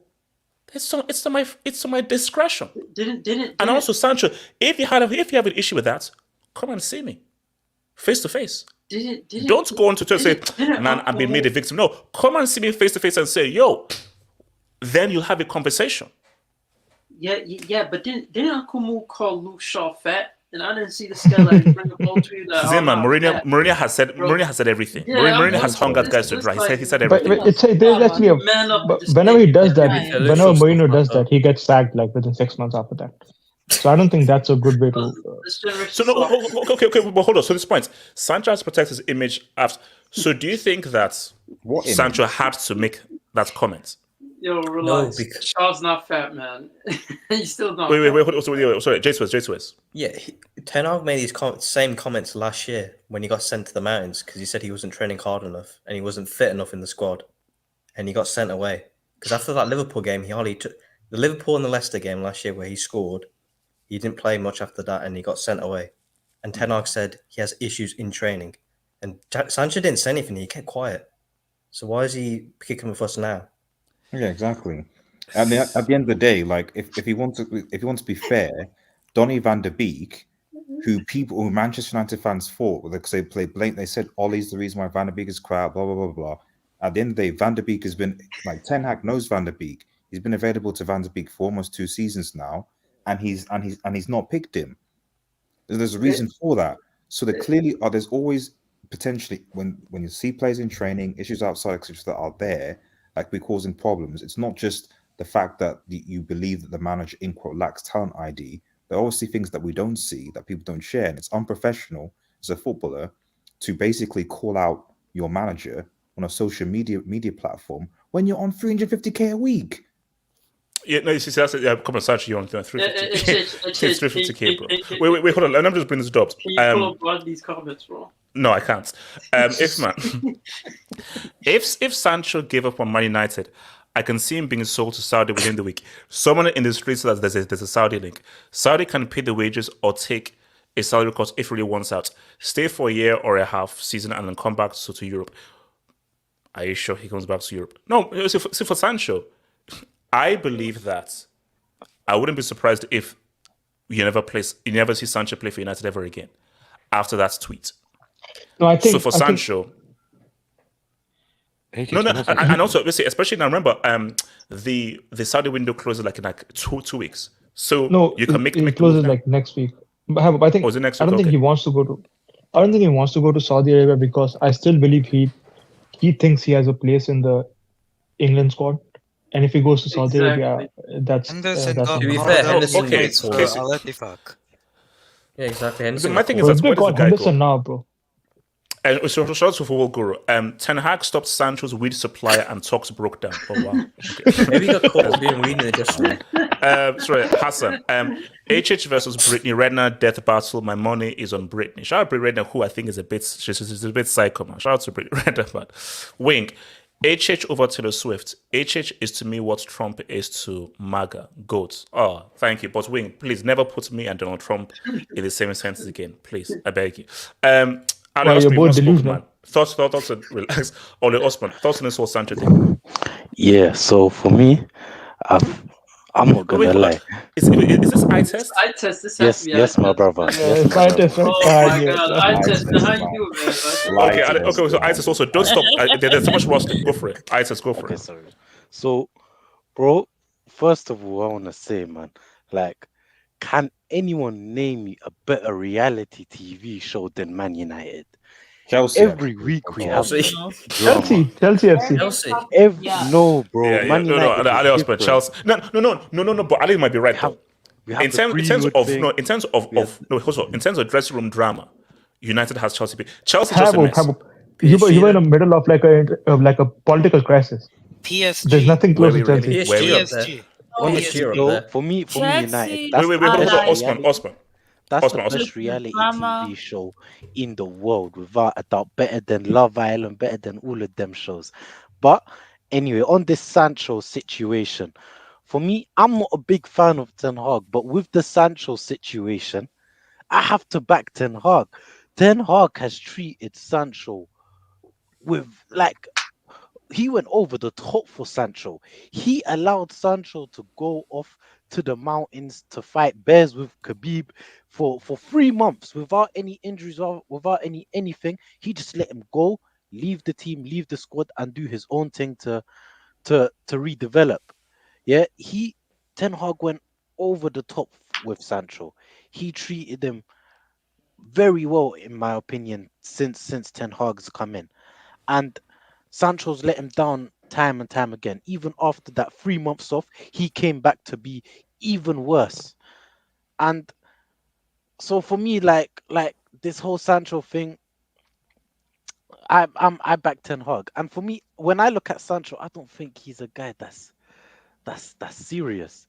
He doesn't look like he's a guy that wants to develop, become the best version of himself. I think he came to Man United for the money and for the status, for what Man United gives you, the status it gives you. That's what I think he came for the 350k and the status. So I wouldn't be surprised if Sancho goes to Saudi Arabia, and because like for me, because for me, if I'm analyzing the comment, it makes no sense to put it out now, especially when all the top 5 leagues, their transfer windows is over. The Premier League transfer window is over. So it's a little bit weird how he puts that statement out now. The only transfer No. window that's But open is Osman, Saudi. but Osman, he was responding to what Ten Hag said after the game. I know, but like the windows are closed. You like if you want to cause problems, even more problems, and break down the relationship, you do it at a time where the transfer window is approaching, or it's close, or it's open, so that you can move on and leave that situation. He did it in a situation where all the transfer windows are closed, so now he probably won't play anymore until January because he's breaking down the relationship with Ten Hag. So for me, when I'm looking at the comment, yeah, like it makes no sense to me. Like at least don't make the comment now. Try and make the relationship a little bit better so you can at least get some game time. But for me, that's why I say I wouldn't be surprised if he goes to Saudi, because Saudi transfer window is still open. And when I look at Sancho, he doesn't look like a guy that that's driven to be the best, that's driven to improve himself. He doesn't look like that type of guy. Like, for example, when you look at Rashford, you could tell Rashford wants to be the best version of himself. I don't rate him at all. I think he's a horrible player, but you could tell, you could just by looking at him and analyzing him, you could tell he has the mentality. Anthony as well, I don't rate him, but you could tell he has the mentality. He wants to improve. But Sancho, I don't know. I think he's just here because of the status that Man United gives you, the money, the 350k, and yeah. So that's why I wouldn't be surprised if he goes to a Saudi. Don't be surprised. He's No, I that wouldn't type be of guy. surprised. But He don't look like a mentality type of guy. so wait, H7, where you was with this whole Sancho thing, bro? H7. Bro, I kind of feel bad for him, but at the same time, I don't, because if he knew, how, because he signed for Oli, so if you knew how Oli played, he was a counter-attacking manager, he should have known that that's not his style. So I kind of agree with Ali saying that he actually went there for the status and the money, because he could have went to Chelsea, he could have went to any other club that actually try at least play closer to his style, but he chose the money, if we've been honest. And right now, he's basically living his punishment, if that makes sense. So I agree with everyone. I agree with RDS and everyone about Sancho. He's basically a flop. So I don't know what his next move is. I don't know if he's trying to go Saudi, because that would be like bad PR for him. He's still young. No, because like what Premier League team would take Sancho now? On the wages, no one on the wages. But if he was to go that, let's say back to like accept 70, 80k, bro, I think like Tottenham will take him, bro. They'll take him. H7, you can't go from 300k to 70k. Yeah, Chelsea might take him. I don't know why you're saying what Prem club you lot will take him, bro. You know, you look at H7, leave my club alone. No, but he's he can. He's from South London. Have he can. H7, leave us alone. Let's No. Have you can. They can loan you. They can loan him to you in the winter transfer window. Casey, leave us alone. Like Joao Felix, basically. Talk to me about Cho. H man, this is crazy, man. I don't want to rub more salt in your wound, but he's a Chelsea fan, unfortunately, man. I don't know what's going on here. Oh, that explains a lot. Maybe that explains a lot. That explains. Yeah. Honestly, Chelsea bag, man. I knew about it a few days ago as well, so please don't shoot me. Maybe that's why he's so upset. He doesn't like the state that Chelsea Football Club is in. Iris, you know that you're in the yellow. You know you're in the yellow, bro. So you tell me he's going on a hunger strike for Chelsea? Like Rubiales' mother. So he's acting like Rubiales' mother then. Look, prison sentence. Look. So I agree that the guy, your horrible mentality from Sancho. Do you know what, HH? This is one of those cases where, no matter which angle you look at, it will always leave you baffled. It's like the Dele Alli situation.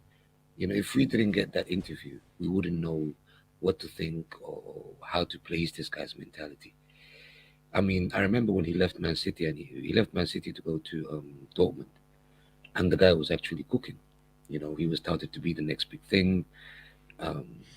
Sorry, I don't mean to say this, but it helps that he's light skinned as well. So, like, things were working out for him, you know, like in good ways. And then no, like this is real. Then cracks. I have to.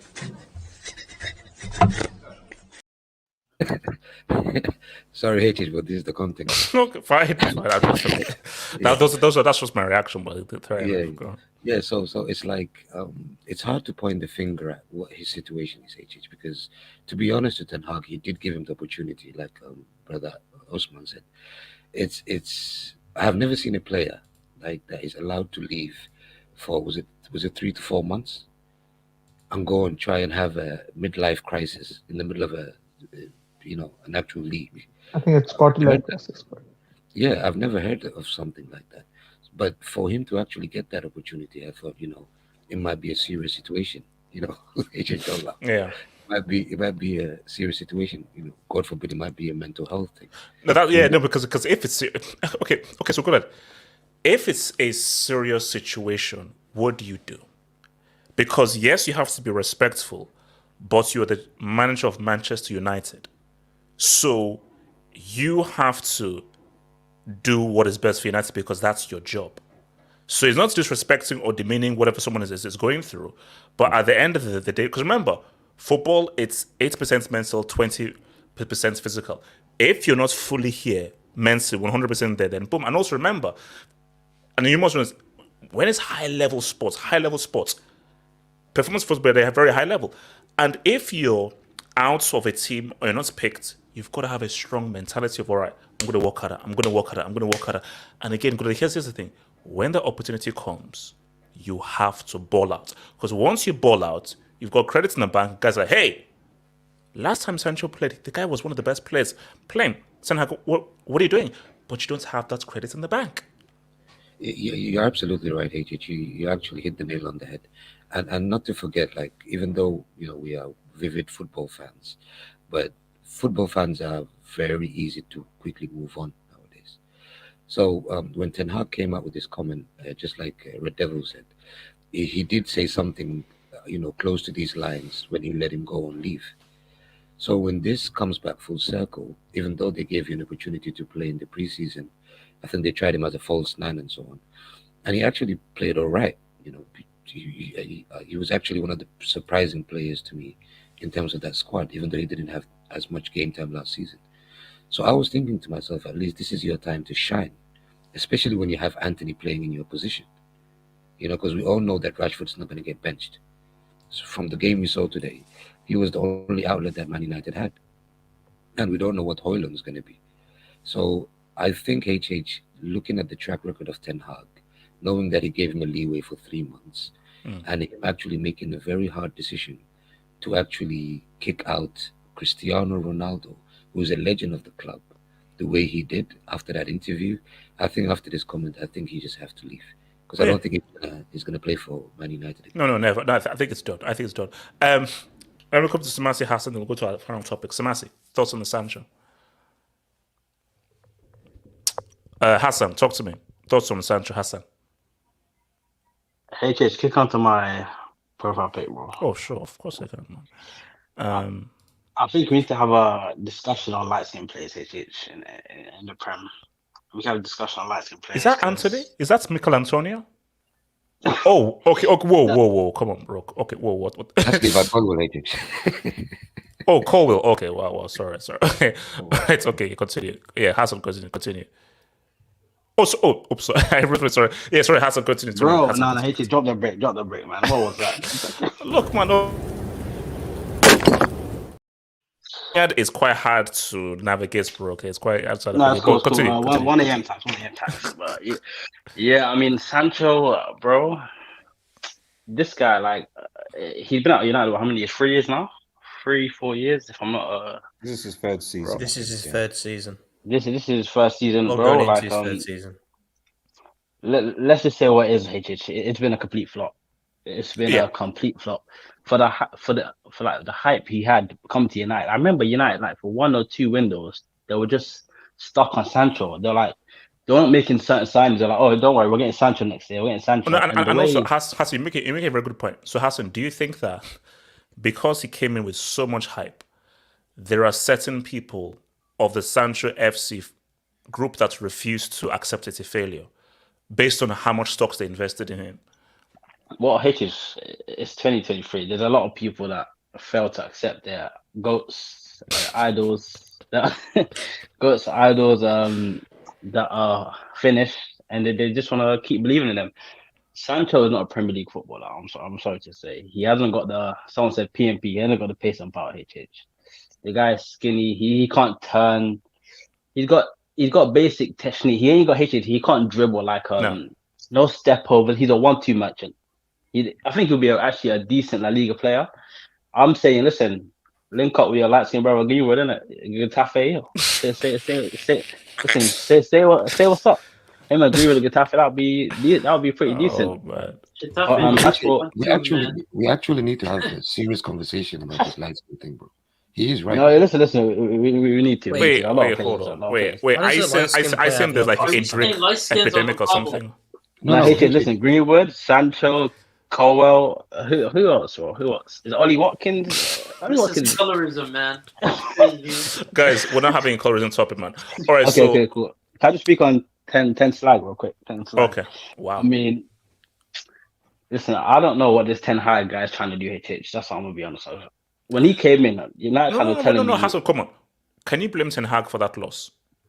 No, I'm not talking about the loss. Okay. I'm just talking about his time at United and what he's trying to do. Because when he came in, United trying to tell me, you know what? I think they just got rid of Ollie. I think Ollie was manager before, if I'm not wrong. They're like, oh, Ten Hag's gonna come in. He's gonna play possession football. He's gonna play his style. He's gonna bring in his players. But bro, this guy only signs players he's coached. Like I've never it's seen crazy, that. bro. Like this is Ajax 2.0. Like bro, like you sign people. It's like you can play a game. You sign someone that you're not coached before. I don't think he'll win the game, HH. Because he tried to sign Hobie and apparently he managed Hobie, which was crazy.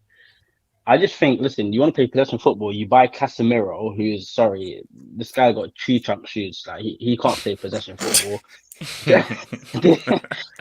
They signed a Moroccan from the road that had a food stand called Amrabat. They had one decent World Cup in a terrorist system. They got Wan-Bissaka at right back still. They're playing Dallo at left back, which he had a pretty good game, but Dallo is not a left back. Varane, listen, Varane is injury prone. You cannot have a season with Varane as a centre back. Martinez is a crackhead. He's a psycho. I know he's a good player.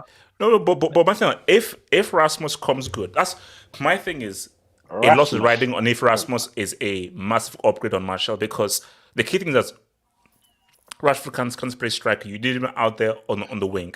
Martial is useless as a striker because I just think his potential is gone.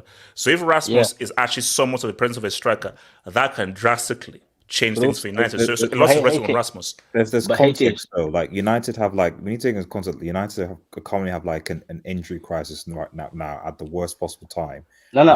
Seven key players being injured. So like when people say like, why is Dallo playing at like a left back? It's because like he's basically the only viable left back.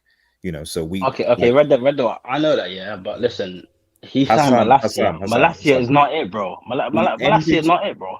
Hassan, isn't he injured? Hassan, we ended the game today with Maguire and Johnny Evans as centre back pairing. Crimea River. Okay, in 2023. In 2023. Red Dot. I'm not talking about this single game. I'm just talking about his overall time. He signed Malacia. I'm sorry, Malacia. United fan, no, he's not it. He's not going to take us to the next level. And HH, I'm sorry. If your name is Erasmus, I can't take you serious. I'm Bro, so he sorry. looks okay. Okay, wait. So hold on. So guys, let's go to our last up right now. So, someone said that I should check this thing out, and I want to come to AK with this, and everyone can pump in here. So they call him bipolar. So AK, how do we solve bipolar's sickness? Because when Lautaro is good, this guy is a damn good striker. He's a damn good striker. But the issue is when he's bad, he can be the most frustrating guy out there. So for Lautaro Martinez, who is balling and going crazy so far in the Serie, is it a case of that he will always be inconsistent, or is there any way that Lautaro Martinez could actually be a consistent striker for just as a player? I'll be honest. I've stopped rating Lautaro Martinez ever since that brick scooted over with Lukaku in the UCL final. I've stopped rating. I blame Lukaku more. I blame that was Lukaku more for Lukaku's that. aura. Actually, I blame both of them, but Actually, yeah. Wasn't Lukaku wait, 21-1, wasn't it? Wasn't Lautaro the guy where Edison, someone made a mistake and all he had to do was just do like a cutback and he decided to freaking shoot. Exactly. That was him. I mean, But he's got a World Cup, so it's fine. That he tried to jeopardize. He tried to sabotage that World Cup. But we're not gonna. I mean, that should be applied on the Messi World Cup. Lautaro attacks should be applied as well. I mean, when he's good, he's very good. Like as a striker, he gives you everything you want: finishing, link play, holding up the ball, and actual football ability. When he's bad, he's just crap. I compare him to Nicholas Jackson because watching Nicky J at Villarreal. AK. His name is, when he's good, he's called Kojak. When he's bad, he's called Nicholas Jackson. Nicky J, we are not going to use RDS's poisonous name as something going forward. I'm pretty sure you see them in next videos. Okay, HH.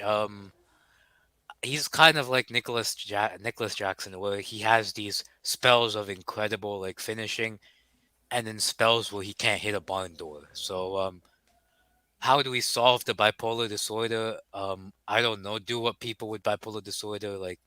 Do what people like. How do people with bipolar disorder solve it? They go to rehabilitation. Sometimes they go to rehabilitation. Sometimes No. Wait. Well, Ardis is the only medic here in this whole thing. Ardis, I don't think you can solve bipolar disorder. Can you? Ardis.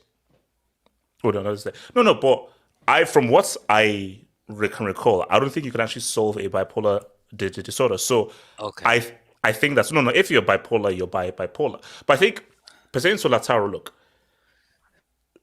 I think you know what it is, just what it is, which is the issue here, because the name of the game is consistency. That's the name of the game. And here's the thing, though: if you're not consistent, but I can bank on you in big games, that's cool. I'm the first to admit Drogba was not the most consistent striker. Obviously, he had like one amazing season, but what made Drogba a great was big game. He would always show up. Is Lautaro always going to show up in a big game? No, because we saw what happened in the World Cup final. We saw what happened in the UCL final, where he tried to he successfully sabotaged it at the UCL final, and he tried to sabotage it in the World Cup final. Tried to sabotage. Also, AJ, you have to talk about a certain Frenchman named Killian today. We have to talk about that today. By the way, look. My prayer is that Mbappe doesn't extend his contract, because if Mbappe extends his contract, then I'm done. But what's about Mbappe do you want to say about Mbappe? Wait, bro, he's cooking. He's cooking. Did you see the game today? Wait. AK, we're not repping Uber Eats. We never have. You see, the issue with PSG is, and that's the issue with him at PSG. Anything that any PSG player does in Uber Eats means nothing. That's why my goat Marco is irrelevant. All that matters is what you do in the UCL. Mbappe, you have to win PSG at the UCL. If you don't, all those Uber Eats, those croissant trophies, and those pain chocolat invitationals, they mean nothing. They mean nothing, man. But anyways, like with Lautaro, I don't think you can solve it. I think you just have to take the fact that he will have barren spells of goal scoring, and that's the type of player he is. Anyone else want to touch on this? Your boy Lautaro Martinez. Yeah, Zima, talk to me, bro. Is he? He's currently the top goal scorer, right? Serie A, right? Yep. HH. Yep. For years, we have. I feel like Serie A was missing some of its magic, right? It's missing a certain mode, and now that he's declined or he's gone, I believe he's gone. Immobile needs an error. He needs an error to Serie A. You're not done. Wait, hold on. He's literally immobile. You're right. Ziman, we are now repping Immobile in 2023, 2022, 2000, 99, 1800s, 1700s. No, I don't think 300 BC. I don't think you deep this, man. Like, Serie A is like one big organism, right? Like, if one thing fails, another thing fails, and before you know it, Serie A is dead. So they need a replacement for Immobile, someone that just somehow has amazing statistics for Serie A that can constantly hit those golden boot records while playing in Serie A and not necessarily doing as much in the European stage, even though Lautaro did more in the European stage than Immobile. Can't you say for Lukaku? No. As much as you insult Lautaro, you can't compare Lautaro to Immobile. Immobile literally 90% of his goals were penalties. We got to keep it real, bro. This guy's performance stink in the big stage. Like, this guy Lautaro's performances stink in the big stage. I know you saw that Champions League final. You were thinking, my goodness, what is this guy good for? Like, literally, what was he good for, bro? He was the only reason why nobody talks about it is because Lukaku came in, bro, and he totally smashed. Yeah, he got the one. How are you in a UCL? Wait, no, Ziman, how are you in a UCL final, and both of your frontmen are trash, what chance do you have? Basically, so that would have been the greatest live stream of all time. If somehow someone Inter found a way to win that whilst having the handicap of Lukaku and Lautaro Martinez, that would have been perhaps the greatest live stream of all time. But alas. Yeah. Again, this guy will show up once in a while in certain games. I'll give you that. He'll show up once in a while in a couple games. But the guy is like, I think he is what he is. Like, let's just call him what he is, man. He's just an advanced version of immobile with new techniques and new features. Wait, Ziman, they're saying in the streets that your club is a small club because Lautaro dunked on you at Scott's Company. No. That was embarrassing that he dunked on us. Darwin also dunked on us. I mean, you guys don't rate Darwin. Does it in live chat? Do you rate Darwin? I don't think you guys rate Darwin. Well, actually, better than Lewandowski. Let's keep it real. Even Rashford dunked on you guys. Let's keep it EPG. I'm glad we didn't get this guy because this guy's a bum, bro. I'm gonna keep it real with you, bro. And I gotta keep it real. Like I don't think he's. I don't know, man. I don't see him as a special player. This guy's been an upcoming player for the past 5 seasons. Let's keep it real, bro. Like he's always been on that. Can he be world class route? And I'm tired of that joint. Let's just mark him as an upgraded immobile and let's move on, bro. AT&T. He's AT&T, bro. That's what he is. He's a competing company, bro. AT&T, new and improved, man. What's it called? Let me hit this Dubinsky. Shout out to your boy Ifma, man. I don't agree with Sancho lacking mentality. He left for Dortmund for playing time. English players tend not to leave England, let alone as young, before Jude. Sometimes the player and club don't work out. He wasn't getting no game time at City. Who else wanted him? So, are you going to compare Sancho's mentality to Bellingham moving from freaking Dortmund to bloody Real Madrid? I can't give Sancho a mentality points from moving from City, where you were not wanted, to Dortmund, which provided you a chance just to develop your game, knowing the kind of environments that Dortmund is.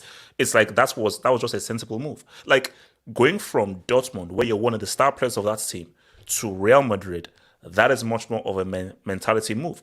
So, I think here is, look, it's a failure. This United thing is a failure. It is never going to work out. So if I was advising Sancho, find another club. If man's point, the idea, because what I understand from his comment, the idea is saying that he doesn't think Sancho lacks mentality because he left England to play in Germany for Dortmund. Is that? That's he says that like it shows his strong mentality that he left England because most guys don't leave England. But that's what I'm saying. So it's like it's levels, it's degrees, because already at our bottom, English players are in the minority, where the majority of, because obviously it's the Premier League, the majority of players around Europe, around America, South Americas, leave their native countries to come to England. So that point is moot because it's like the base is already low.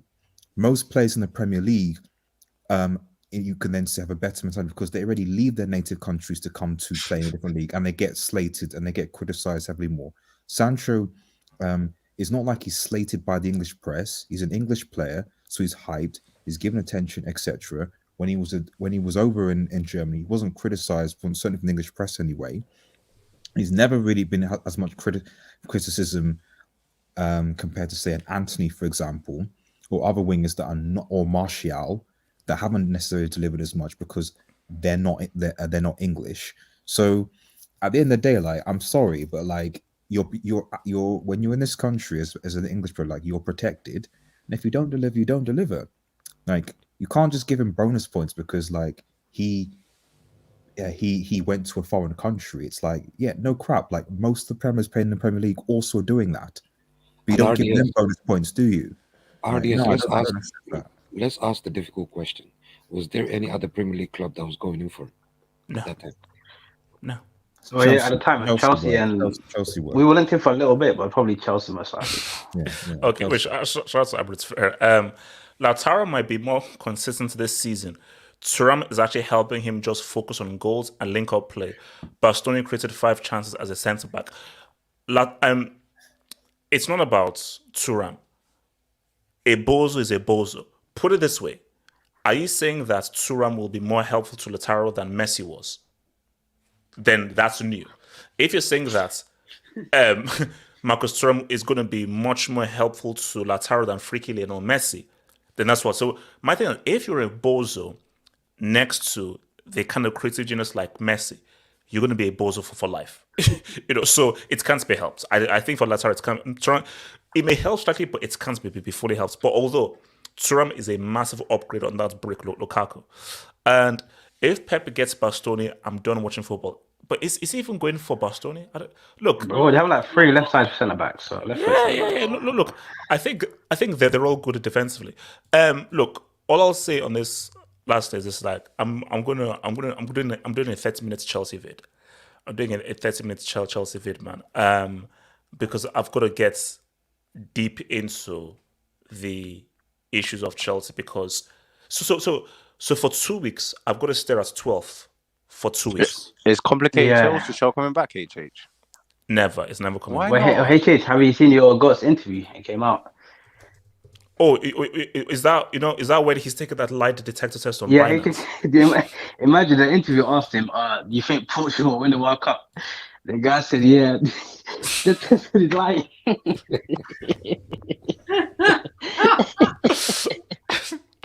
No, I gotta You watch. can't get this photo on live TV. Now listen, he's finished, man. No, he's not getting picked for international. Bro. So guys, so I've got to stare at this for 2 weeks. But hey, at least you got Man United with you, so you got some Yeah, confidence. yeah. Wait, hold on. I'm To be fair, Chelsea are pretty consistent. Yo. Yeah, consistently bad. Yeah. Wait, hold on. Consistent how? Consistently mid. Davey is crazy. Wait, who's But that? HH, if Chelsea finish 12th again, are they officially a mid-table club? No, I'm not putting up that AV, bro. If they fully, because that AV is bloody scares me. Like, no, if they finish 12th, then I think like that's 2 years on the bounce. That's mid-table. Like where the win's gonna come from. That's what the question needs to be asked. Look, where the win's gonna come from, man.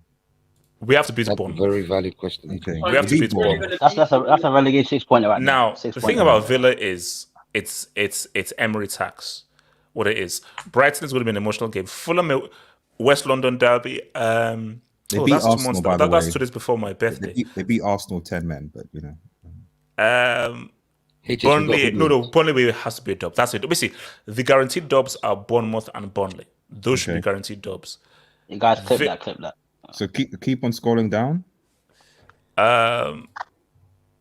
Brentford. I can't wait. I can't wait to come to the Emirates. That's a whole month. Could be hoodwinked, I'm telling you. So They'll there's beat like Tottenham. They'll fluke it. Wait. Good. Do you think we beat Brentford? HH, before I even get to this, right? To be completely honest with you, we got hoodwinked by Todd Beamer. Because if you really think about it, right, the issue we had last season was the fact that we had yes men as coaches. And then as soon as Poch came, we thought, a little bit of charisma, and he came up with this. It was all a lie. It was all a lie. No. Good. No, good. I don't think I understand. I am now at the crossroads of my support of this club because they are using this as a Ponzi scheme. They're getting young players so they can flip them in the future. This is not about winning. And Poch was a yes man. There's a reason why they didn't get Enrique. There's a reason why they get Nagelsmann. They wanted somebody to go ahead with this stupid youth policy. This is what I said. Like, Gullet, name me a club in history who signs young players on 8-year contracts. Do you know why no one does it? Because it's freaking stupid. That is why you see 3 to 4 year contracts. Because if those players turn out to be crap, nobody's going to buy them. They definitely, if you sell them, you won't make a profit off of them. And if no one buys them, that means you're stuck with them for 3, 4, 5 years on super high wages. So do you see the stupidity of that? Not only that, HH, if you really think about it, the issue we had with Potter and Lampard and co. is because they were yes men.